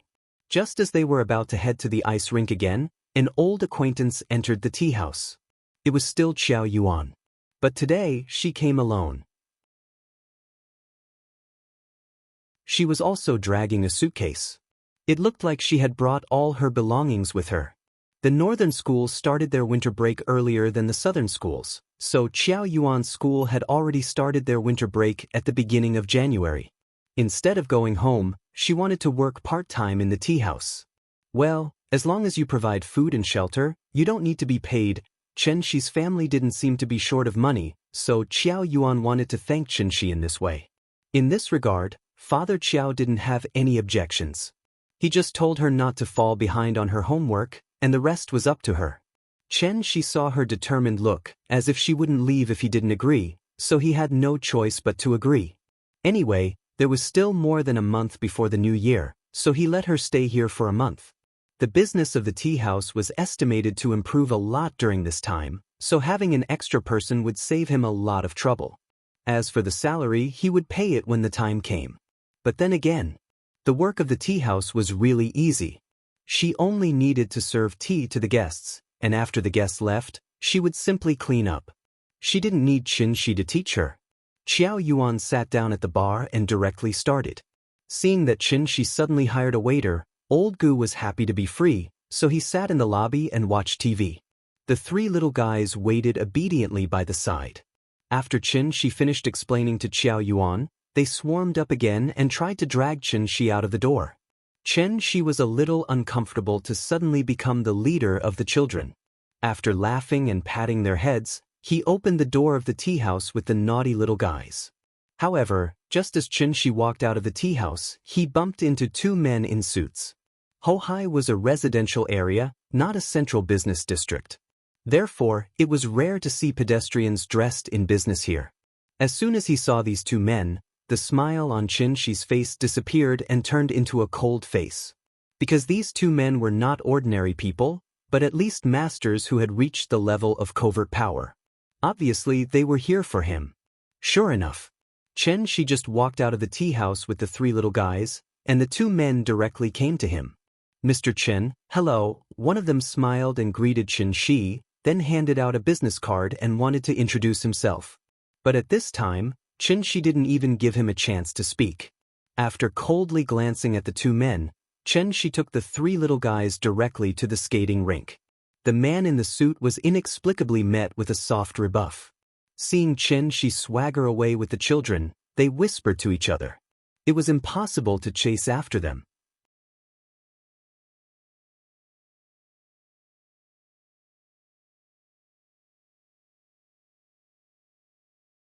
Chapter 190. Xianxia didn't take the two Japanese seriously at all. They were merely at the peak of concealing power. They couldn't even beat the big cat. Naturally, they were nothing to worry about. In the afternoon, the three little guys were not so enthusiastic about ice skating. Children were a little bit fond of the new and tired of the old. Perhaps because they thought they had learned it, after playing for a while, they began to wander around and came to the ice hockey area. Ice hockey was a recently popular ice game in Shangjing. This game was born 300 years ago during the Qianlong period, flourished during the Republic of China period, and gradually disappeared in the 1980s and 1990s. A few years ago, after the successful bid of the Winter Olympics in Shangjing, this long-established ice sport with both competitive and recreational characteristics was promoted by the government and flourished in Shangjing again. The game of ice hockey was very similar to curling, but more competitive. The field was a rectangle of 12 meters long and 2 meters wide. One end was red, the other was blue. The center of the field was a circular scoring area. The game was very simple. Each side had 5 balls. The red team started first. Like curling, they pushed their red ball to the center of the circular area and occupied the most central position. When it was the blue team's turn, except for the first ball that couldn't hit the red team's ball, the other 4 balls could hit the red team's ball. Because the friction on the ice was very small, the ice ball could slide far away if it was hit slightly. The core of the game was to hit the opponent's ball and let your own ball stay in the central scoring area. After the 5 balls were hit, the score was calculated according to the scoring area occupied. Whoever had the highest score would win. It's like playing marbles. Simple. I know how to play. After Xianxia briefly explained the game to the 3 little guys, they immediately jumped up in excitement. She was now a master of marbles, and the 2 brothers played with her more often than not. After listening to Xianxia's explanation, the little guys suddenly felt that this game was similar to marbles. They couldn't help but be eager to try. The ice hockey area was very large, and many fields had been drawn on the ground. Xianxia took them to randomly choose a field, and the 3 little guys used rock paper scissors to decide who would play first. Rock paper scissors had never been the elder brother's strength, so he lost without any suspense. The little guy and the younger brother played first. She was on the red team, so she started first. How could a child know so much? So the little guy didn't even consider how much strength he should use. He kicked the red ball right in front of his younger brother, which made the 2 brothers laugh out loud. Xianxia shook his head as he watched. The little fellow pouted, looking unhappy.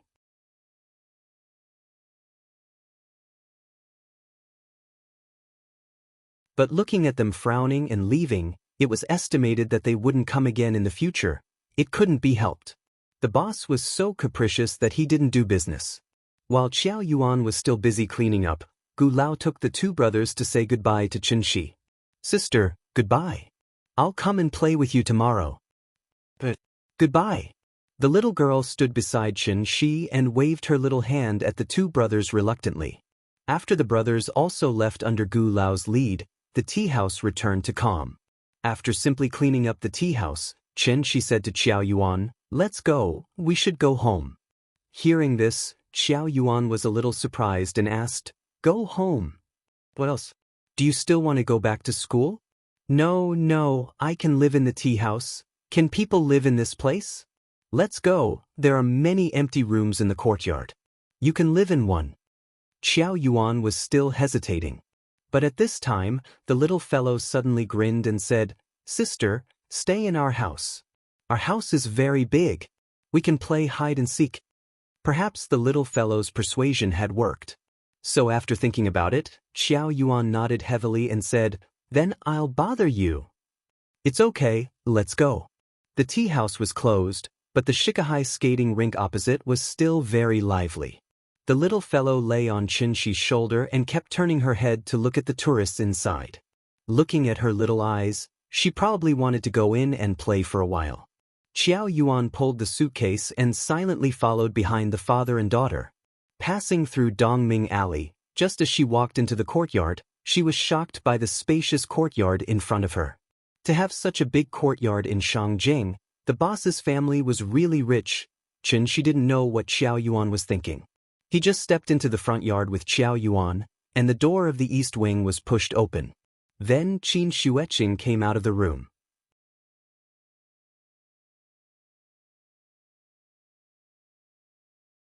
Chapter 191. When Xiao Yuan saw Qin Xueqing walk out from the east wing, she was shocked by her beauty. Xiao Yuan knew Qin Ruiying, but she had never seen Qin Xueqing before. The two sisters didn't look alike. The only thing they had in common was probably their beauty. If they were to be compared to flowers, then Qin Ring was obviously a noble and elegant peony, while Qin Xueqing was a snow lotus blooming on the peak of Tianshan Mountain. The former was approachable, while the latter was unapproachable. Compared to them, Xiao Yuan was like the most common wild chrysanthemum by the roadside. Her sister-in-law's aura was too strong, like a sword that was about to be unsheathed at any time. That scared the little girl. Even though Xianxia didn't turn around, he could feel the uneasiness coming from Xiao Yuan. Therefore, after a simple greeting to Qin Xueqing, Xianxia brought Xiao Yuan directly to the west wing. There were 3 rooms in each wing, but the middle one was slightly bigger than the other 2. "You can stay here. There's a bathroom in the room, hot water, heating, and so on. But you have to bring your own toiletries. I already brought them." "Okay, then you can pack up first. I'll call you when it's time to eat later." "But, thank you, boss." After explaining to Xiao Yuan, she carried the little girl out of her room. At this time, Qin Ruiying heard the commotion outside, so she walked out of the west wing. The moment she walked out, she saw Qin Xueqing opposite her. Qin Xueqing was wearing a windbreaker today, which covered both her arms. However, the empty sleeve on the right seemed to be telling him something. Seeing this, Qin Ruiying couldn't help but have a complicated expression on her face. She knew her sister's character very well, so she didn't say anything to comfort her. Instead, she smiled naturally and said, "Yueqing, you're back?" A seemingly normal greeting made Qin Xueqing's expression melt like an iceberg, and she smiled for the first time. "Yes, I just came back." When Xianxia carried the little girl out of the room, the sisters were greeting each other. The little girl turned her head and saw Qin Ru. Seeing her mother next to her, the little girl couldn't help but shout excitedly, "Mama! Mama!" Seeing this, Xianxia quickly put her down. Then, the little girl called for her mother while running toward Qin Ru. Hearing the little girl's cry, Qin Ring hurriedly crouched down and hugged her in her arms. "Hey, Nyan, did you have fun today?" "Yes." "Mama, do you want to go ice skating with us? It's so fun." "No, Mommy still has to study. Otherwise, Daddy will get angry." Hearing this, the little girl couldn't help but pout. Looking back at Xianxia, she whispered, "Papa is so stingy." After hearing this silly child's complaint, the couple couldn't help but smile at each other. Then they couldn't help but laugh. The sister-in-law stood on the steps outside the east wing, silently watching the family of 3 show off their love. She didn't come here to stand in the cold wind and pose. Looking at this posture, she probably had something to say to Xianxia.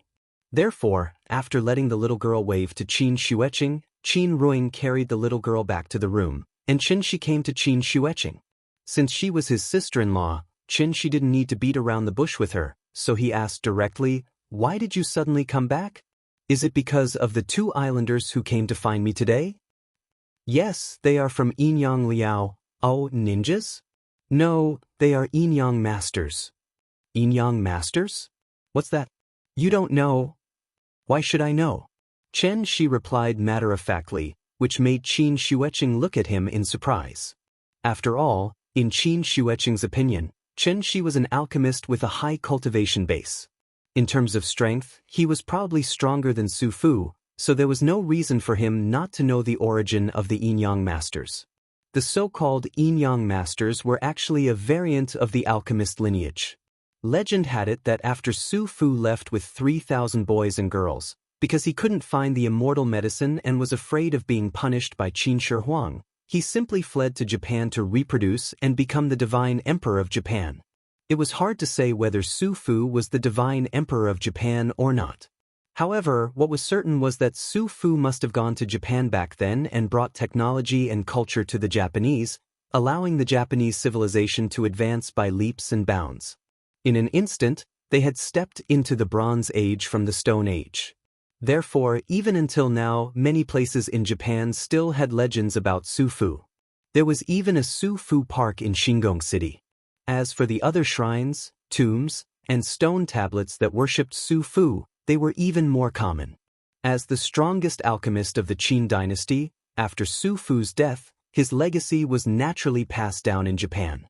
This was the origin of the Yinyang masters. After Qin Xueqing briefly explained the origin of the Yinyang masters, Xianxia nodded thoughtfully and then asked, "What is Yinyang Liao?" Yinyang Liao is backed by the government. You can think of it as the Wulian of Japan. "I see." He nodded and immediately had an answer in his heart. Qin Xueqing looked at Xianxia's expression and couldn't help but frown. She hesitated for a moment and then suddenly asked, "Did you notice something? Can you tell me?" Her sister-in-law was very humble. It seemed that she was sincerely asking for advice. However, when Xianxia heard her words, she didn't seem to understand.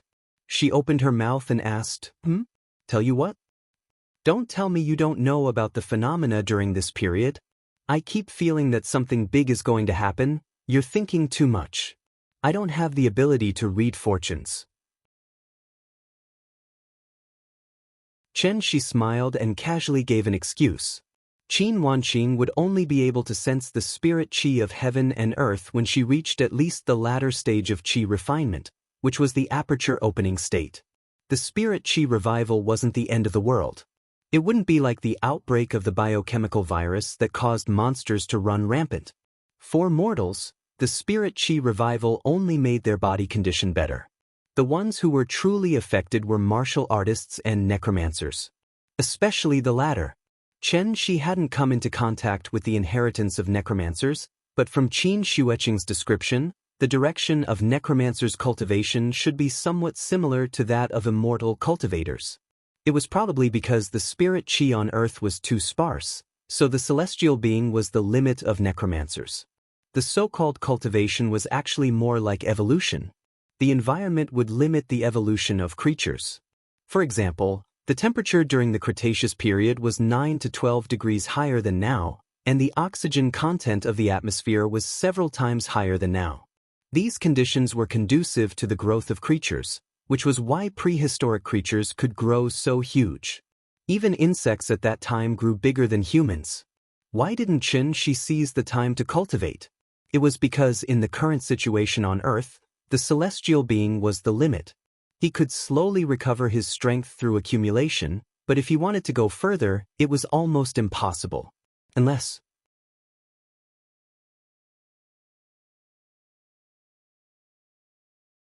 Chapter 192.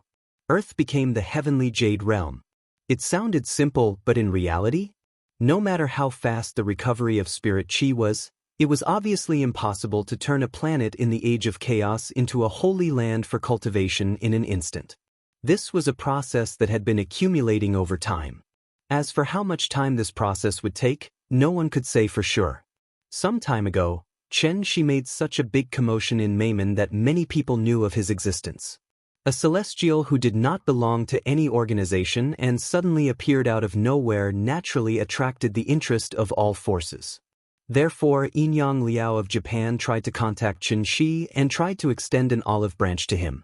Those two Japanese were Japanese businessmen who were doing legitimate business in Shangjing, so Wu Lian could not take any coercive measures against them.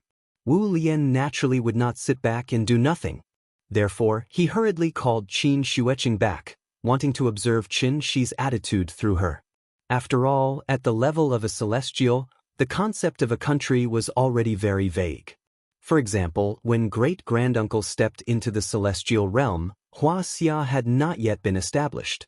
Such an old antique naturally would not have any deep feelings for this country. On this point, Wu Lian misunderstood Xianxia. Xianxia had received 9 years of compulsory education and 4 years of undergraduate study in university. He was an outstanding young man of the new era. When he was in university, he was a real patriotic young man. Xianxia had always believed that one should not forget one's ancestors, so even if he went to Heavenly Jade for 500 years, after coming back, he did not do anything illegal. Well, Zhao Yuan's matter did not count. Qin Xueqing was very dissatisfied with Qin Shi's perfunctory response. She frowned slightly, looked deeply at Qin Shi, and then said coldly, "If you don't want to say it, then forget it." After that, Qin Xueqing turned and went back to the East Wing. It seemed that sister-in-law was angry. Qin Shi shook his head helplessly, then turned and walked to the kitchen. He still had to make dinner for the little fellow. It was not that Qin Shi was deliberately keeping her in suspense. It was just that with Qin Xueqing's current cultivation level, she really could not understand the recovery of spiritual energy. If he wanted her to understand, Qin Shi would have to explain the existence of cultivators to her in detail. Instead of going through so much trouble, he might as well let his sister-in-law cultivate on her own. In any case, she would be able to step into the foundation establishment stage very soon. When that time came, she would naturally be able to clearly sense the changes in this world, as well as the effects of spirit qi on cultivators. Why is Inyang Liao from Japan looking for Qin Shi? It was all because he had exposed his strength in Meimen, allowing many major powers to discover the existence of a celestial. The so-called celestial being was probably between foundation establishment and gold core. Because he had not condensed his golden core, he had only just broken through the foundation establishment stage and touched the threshold of the golden core stage. Regardless of whether he was a martial artist or a necromancer, as long as he reached the stage, he must have accumulated enough vital essence and opened up all the apertures in his body. At this stage, he already had a certain understanding of the heavenly Tao, so he only needed to take one more step forward to condense the 3 flowers, refine his golden core, and truly step into the golden core stage. Although the celestial being was powerful, for them, the earth was a boundless desert.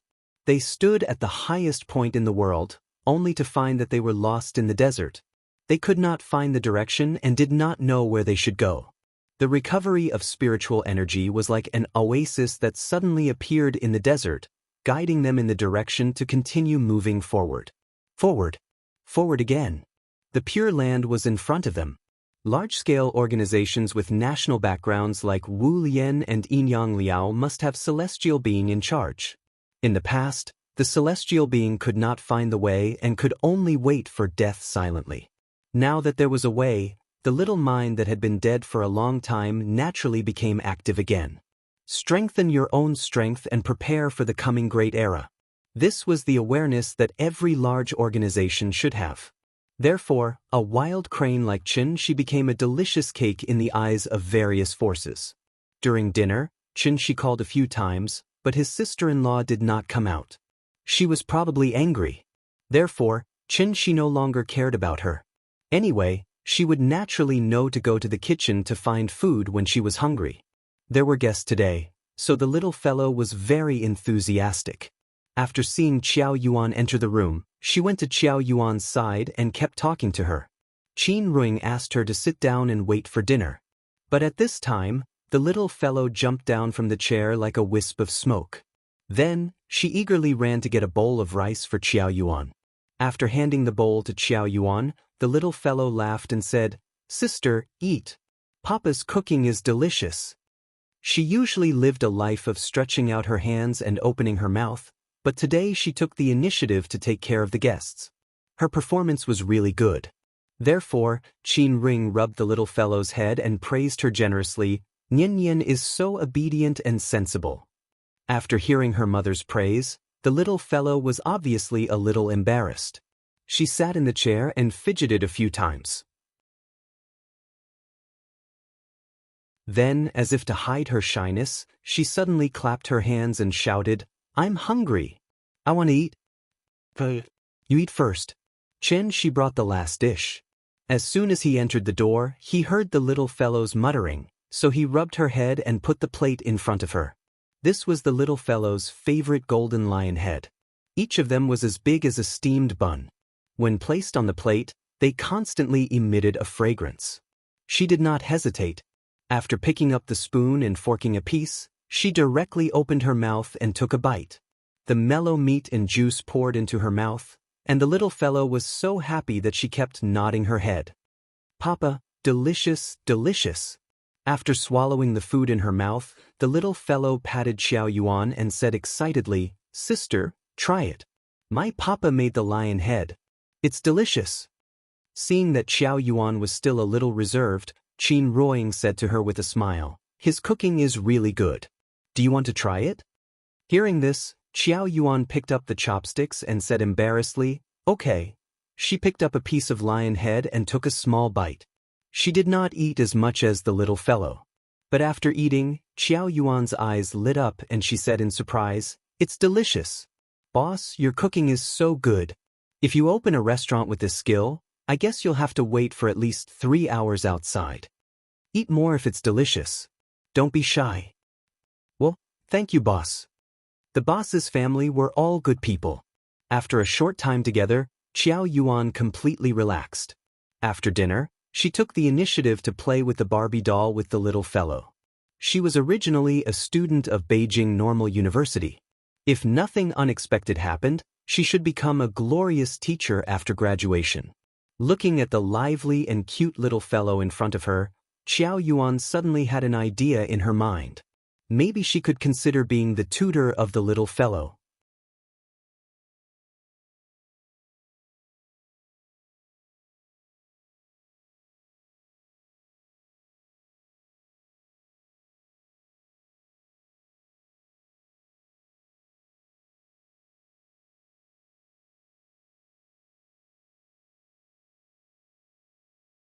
The big cat blocked the attack with its paw, but a shallow scratch was left on its paw. This made the big cat secretly vigilant. Monsters weren't immortal cultivators, so they didn't know so many fancy spells and moves. Fangs and claws were their only means of attack, but this didn't mean that monsters couldn't beat immortal cultivators of the same realm. In fact, in the case of the same realm, when monsters fought against immortal cultivators, it was usually the monsters who won by crushing them. Although they didn't have many means, every one of them was fatal. It could be said that they were simple, crude, and aimed at the vital points. Monsters didn't have as many tricks as humans. Nature's survival of the fittest had long taught them one truth: a lion would use all its strength even when hunting a rabbit. The big cat lay on the ground and observed for a while. Seeing that the armored warrior was still standing in place with the katana in his hand and hadn't made any movements, it leaped out again. But this time, it didn't rush straight over. Instead, it jumped to the side of the wall.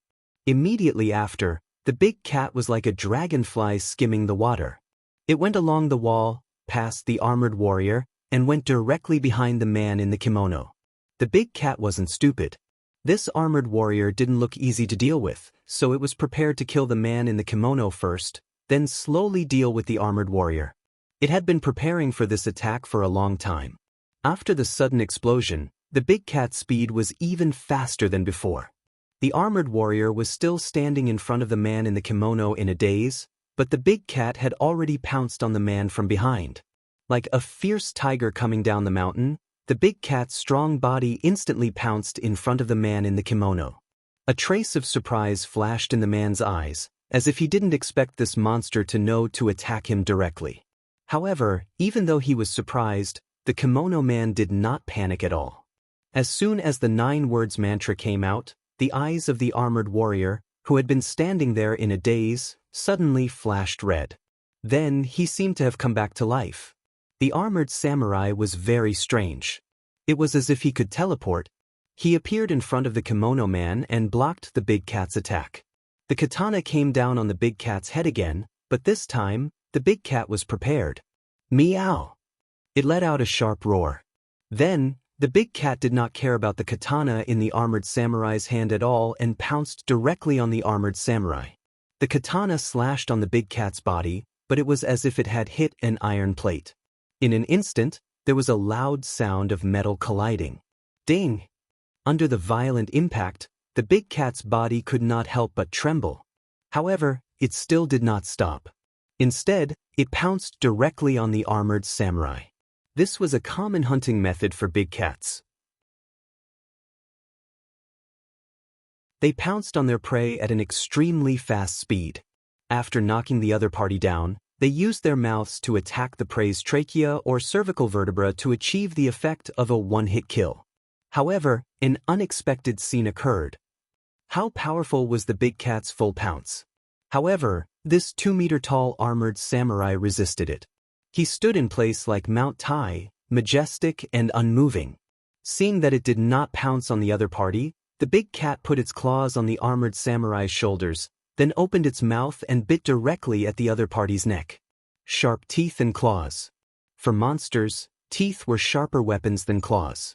Their sharp teeth, coupled with their huge bite force, were enough to tear all creatures into mud. The big cat bit down, followed by a series of tearing, as if it wanted to break the armored samurai's neck. However, how could the armored samurai just sit there and wait for death? Therefore, he held the katana in his right hand, clenched his left hand into a fist, and punched directly at the big cat's head.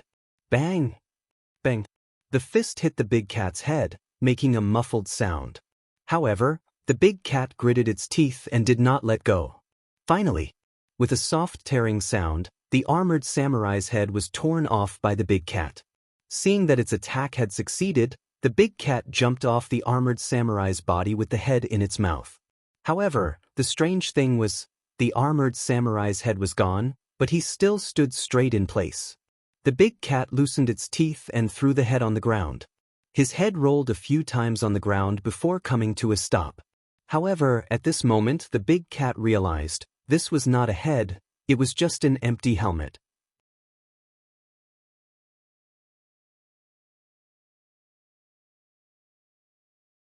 Chapter 195.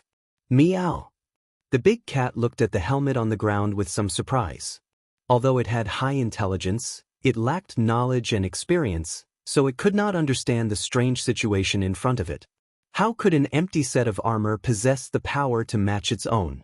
The helmet that fell to the ground rolled a few times, which attracted the big cat's attention. While it was distracted, the headless armor began to move again. The katana was raised high and then slashed down at the big cat. The cold moonlight shone on the katana, making the blade seem even sharper than before. The big cat quickly dodged to the side, but the armored samurai followed closely. After the first slash missed, the armored samurai continued to slash a second time. One slash after another, without the slightest pause, as if he never knew fatigue. This armor was obviously a dead object, similar to a puppet doll. The big cat did not have the habit of fighting with this kind of dead object. Therefore, it could only keep dodging. However, the armored samurai followed him like a shadow. He held his katana and kept chasing after him without stopping for a single breath. The big cat retreated more than 10 meters, but the armored samurai was still chasing after it. Meow! The big cat let out a rather angry growl. However, it was not an idiot who only knew how to fight recklessly. Even cheetahs would choose to use sneak attacks when hunting, using the most direct and effective method, let alone it. After discovering that the armored samurai was just a puppet, the big cat naturally did not want to be entangled with it anymore. Therefore, when the big cat retreated more than 10 meters, it suddenly jumped to the side of the roof, then stepped on the roof and rushed directly toward the man in the kimono. Its strong point was not its strength, but its agility. Every slash of the armored samurai was powerful, but if one looked carefully, his movements were extremely slow. So after the big cat took him away from the man in the kimono, it suddenly jumped to the roof, ready to get rid of the armored samurai and directly attack the enemy. However, Big Cat's every action was within the man's expectations. Seeing the black cat pouncing towards him again, the man in the kimono couldn't help but sneer. Wild beasts were still wild beasts after all. Apart from being reckless, there was nothing else they could do. The purpose of the test had been achieved, and the kimono man was no longer interested in playing with the big cat. Thus, he took out a yellow rectangular piece of paper. There were many strange patterns and lines drawn in ink on the paper. They looked very similar to the charms in the temples. The big cat jumped down from the roof and pounced on him. The man in the kimono held the note in his left hand while his right hand quickly made a few gestures. Then, he looked at the big cat in midair and coldly shouted, "Ratty, ratty, ratty. Spirit of speech, bind."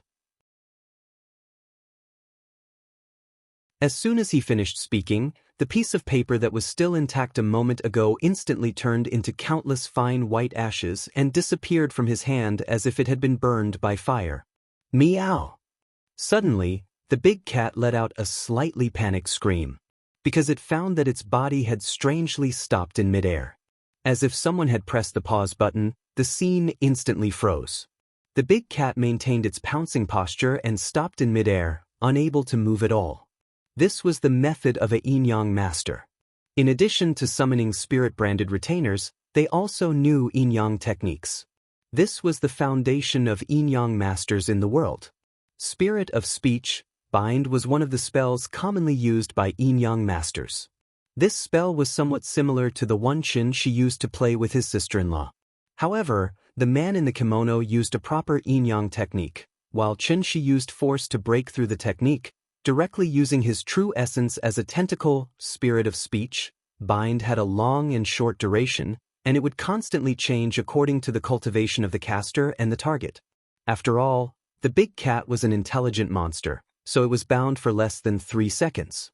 3 seconds seemed very short, but in fact, it was enough for a lot of things to happen. For example, the armored samurai was already rushing over with his katana.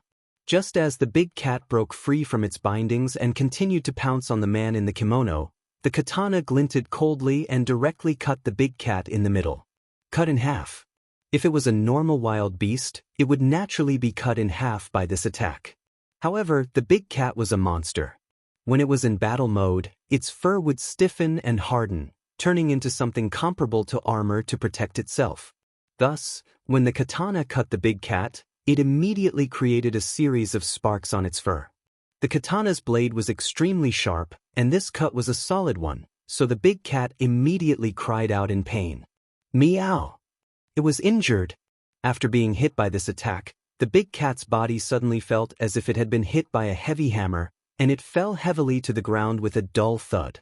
The big cat fell to the ground, but it didn't hesitate at all.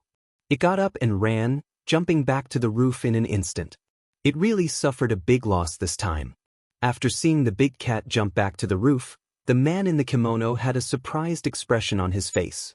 He originally thought that this monster would be seriously injured even if it didn't die, but he didn't expect that this attack would only hurt its fur.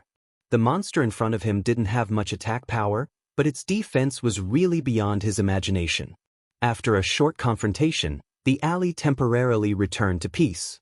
The big cat lay on the roof, and its glowing green eyes stared at the man in the kimono below. After the man in the kimono sized up the big cat on the roof, the expression on his face became a little serious. He didn't see the owner of this place come out after such a fierce fight, so he guessed that the other party wanted to test his strength through this monster. He didn't come here to play with this beast. If he couldn't even take care of a pet guarding the door, then he might as well go home now. Thinking of this, the man in the kimono couldn't help but look down at the katana in the armored warrior's hand. When he saw the bloodstains on it, the man in the kimono nodded in satisfaction. Then he took out 3 talismans from his arms. Don't let others look down on you. The big cat had already suffered a loss from the talismans, so when it saw the man in the kimono take out 3 yellow talismans, it immediately let out a low growl. Meow! The big cat grimaced. An injured beast was the most terrifying. This man in the kimono had completely angered it. However, when the big cat let out a low growl, it suddenly sensed something and quickly turned its head to look to the side. A figure appeared beside it at some point. The big cat was stunned, but the person directly rubbed its head with his hand. The big cat, who came back to its senses, didn't attack him. Instead, it seemed to be enjoying it, and couldn't help but slightly squint its eyes. You did well today, this is your reward. The person lightly patted the big cat's head, and then stuffed a few pills into its mouth. The big cat swallowed the pills, and then rubbed its body against the person's leg. The ink leopard, whose body was comparable to a fierce tiger, was nestled under the person's leg at this moment, and constantly let out a pet cat's meowing sound. It looked really strange in the alley. The man in the kimono looked up at the scene in front of him, and couldn't help but frown. He really didn't understand.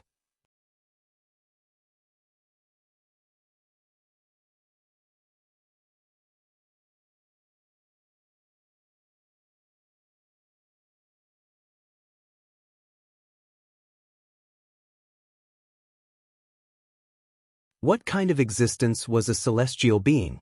Shintaro Abe thought that the man in the suit was actually thinking of revenge. This kind of thinking was really stupid, because his motto was, there were no eternal enemies or eternal friends in this world. There were only eternal interests. Although the visit ended in failure, Shintaro Abe didn't think it was too bad. After all, the great era was coming. An individual's strength would always be powerless in the face of a huge organization.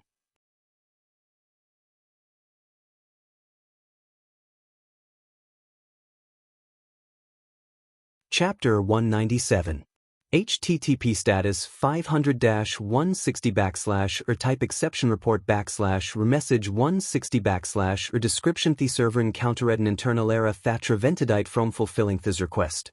/ exception 8 YY Y 2 / renote the full stack Apache.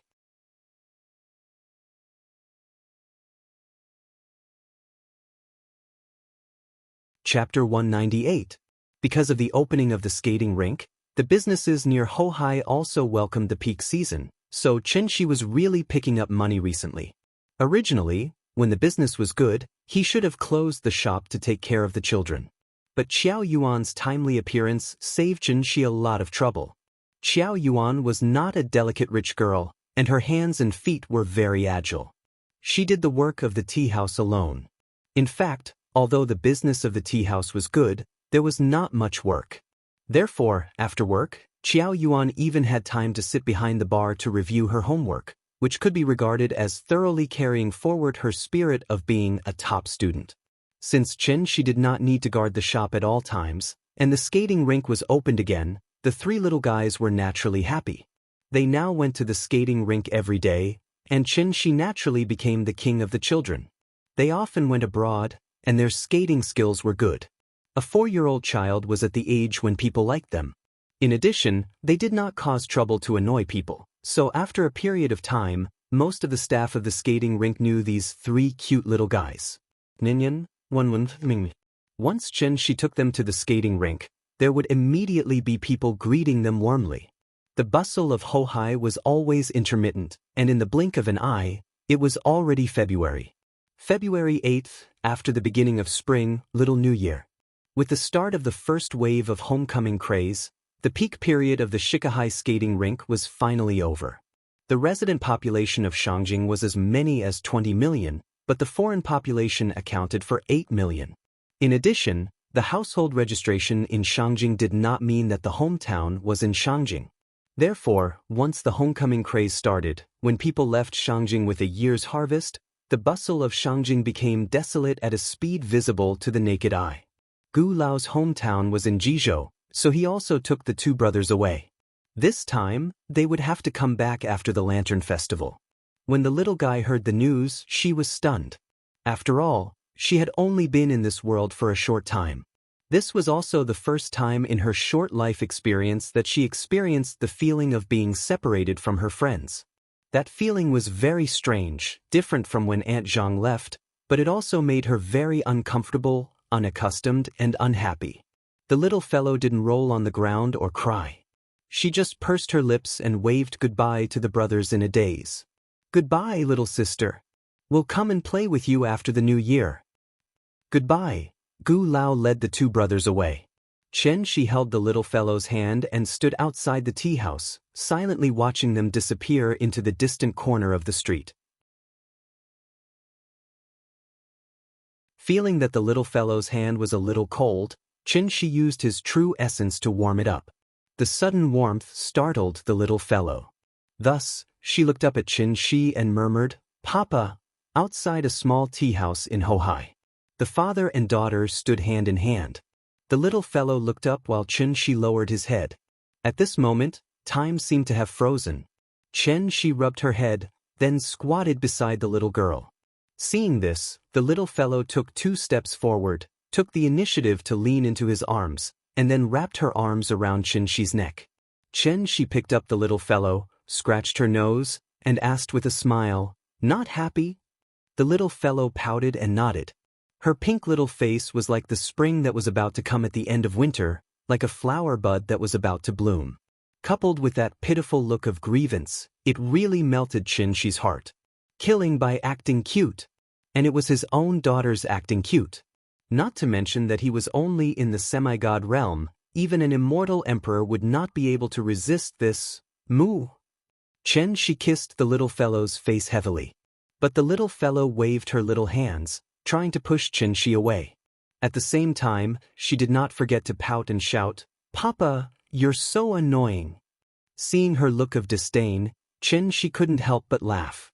The little princess was angry, so he had to coax her. Looking at the little fellow in his arms, Xianxia was really dazzled by her cute appearance. What meant that the toughness that had been tempered 100 times turned into softness. After pinching her little face again, Xianxia smiled slightly, then looked at the little fellow and asked seriously, "Nian, don't be angry. Daddy will show you a magic trick, okay?" Hearing what he said, the little fellow's big eyes rolled for a moment, and she pouted as if she was thinking. After a long time, she said very proudly, "Okay." Nay. She made the sound of a horse galloping, and the little fellow immediately giggled. Seeing that the little fellow finally smiled, she held her tightly in his arms, then shouted, "Let's go, the princess is going." As soon as his voice fell, he held the little fellow and soared into the sky, straight into the clouds. In ancient times, King Yu of Zhou played with the warlords with the beacon fire, Wu Sengde was angry for a beauty, Emperor Xuanzong of Tang rode in the red dust, and the concubines laughed. Today, there was Xianxia, blue sky moon to the clouds. This was not the first time that Xianxia had shown inhuman means in front of the little fellow. But if the previous ones were acceptable, then this time, it was really a bit exaggerated. He held the little fellow and soared into the sky, and in an instant he had flown into the clouds. The little fellow's eyes were dazzled, and before she came back to her senses, she found that she was already in a thick fog.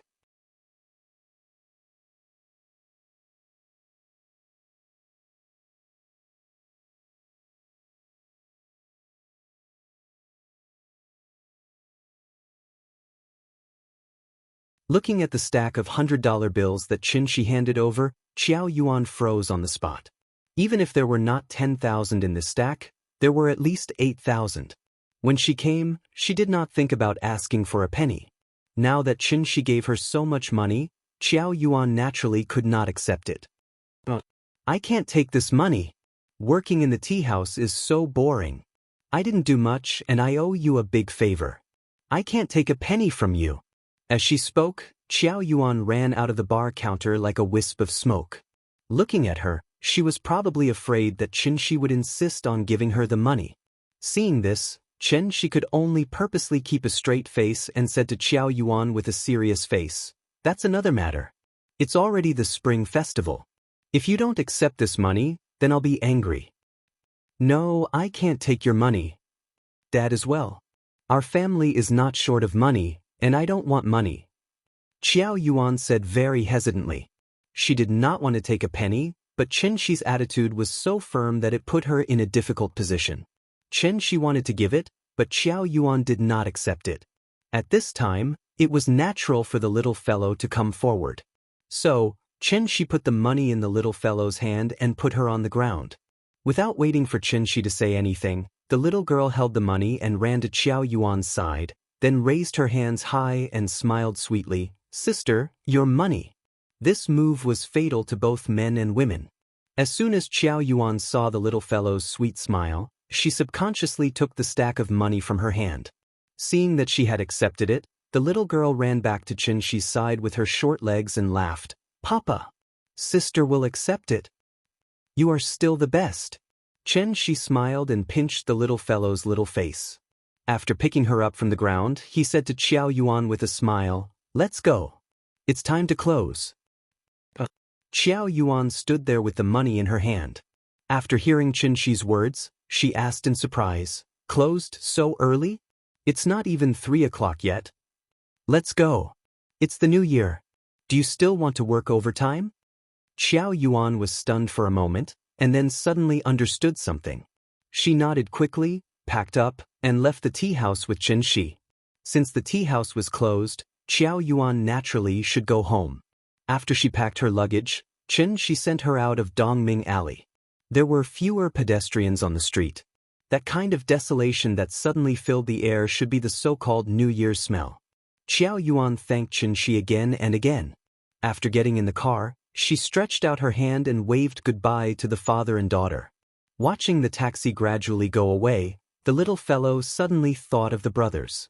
So, she sat in Xianxia's arms and murmured thoughtfully, "Papa, is it the new year again?"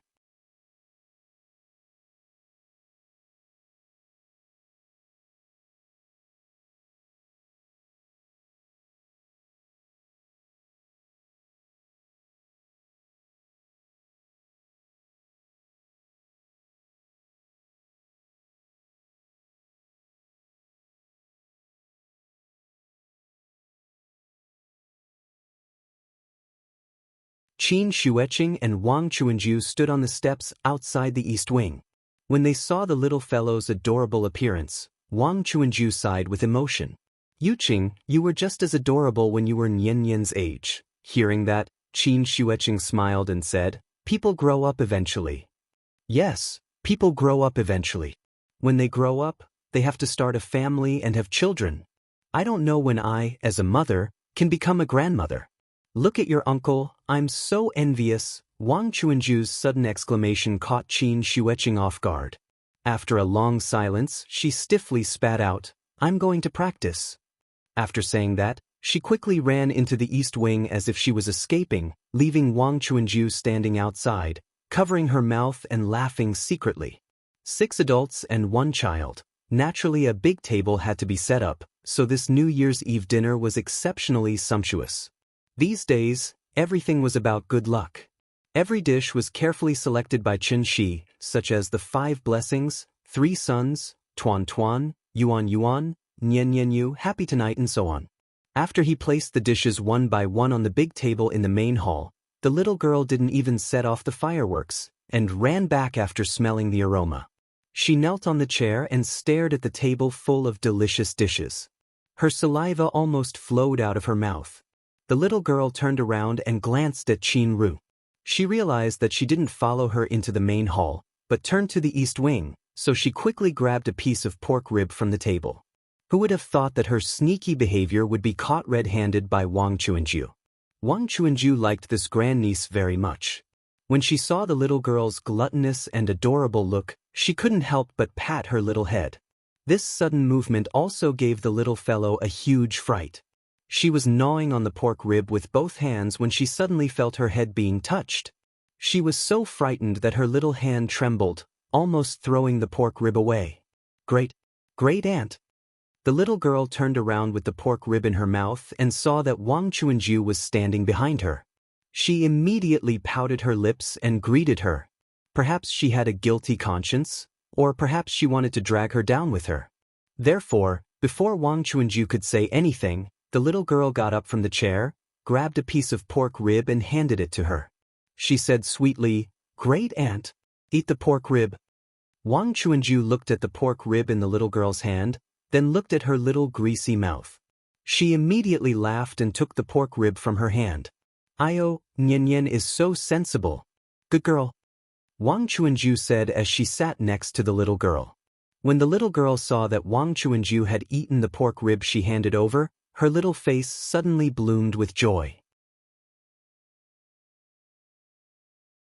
By the time she brought out the last dish, the lively New Year's Eve dinner had finally begun. At the same time, the Spring Festival Gala began. Just like drinking wine without a side dish, if one didn't watch the Spring Festival Gala during the New Year's Eve dinner, one would feel that something was missing. Although the Spring Festival Gala in recent years had fallen into a vicious cycle of being held every year and scolded every year, if there was really a year when the Spring Festival Gala was suddenly not held, the people of the country would probably riot. Perhaps the Spring Festival Gala wasn't as bad as imagined. The reason why it was scolded every year was because everyone had high expectations for it. As the saying goes, love is hate. The more they scolded, the more it meant that they cared about it. It was lively on the TV, and so was the Sihiyuan. Among the people at the table, except for the little girl, no one could be considered a real ordinary person. However, they were like ordinary people today. The family sat together happily, simply eating and chatting while watching the Spring Festival Gala. The little girl was soon full, but she didn't run around. Instead, she sat obediently in Wang Chuanju's arms and watched TV. She couldn't understand skits, nor could she hear the actors' lines clearly. She didn't even know the subtitles above, but whenever she heard the audience applauding on the television, the little girl would clap her little hands happily. The programs came one after another, and in a flash, it was 12 o'clock. Before the host counted down, some impatient people had already gone to the streets and set off fireworks and firecrackers one after another. 10, 9, 7, 3, 2, 1. Happy New Year. As soon as the voice fell, the bell rang, and then the people of the country boiled over. The crackling of firecrackers suddenly exploded, and countless fireworks bloomed in the night sky, instantly illuminating half of the night sky. The family came to the courtyard one after another, looking up at the brilliant fireworks one after another. Not to mention how excited the little girl was, even Qin Xueqing, who had always been cold, couldn't help but smile at this moment. You're tuning in to the Wandering Hero YouTube channel. Don't forget to subscribe and join us on this journey to catch the most captivating stories.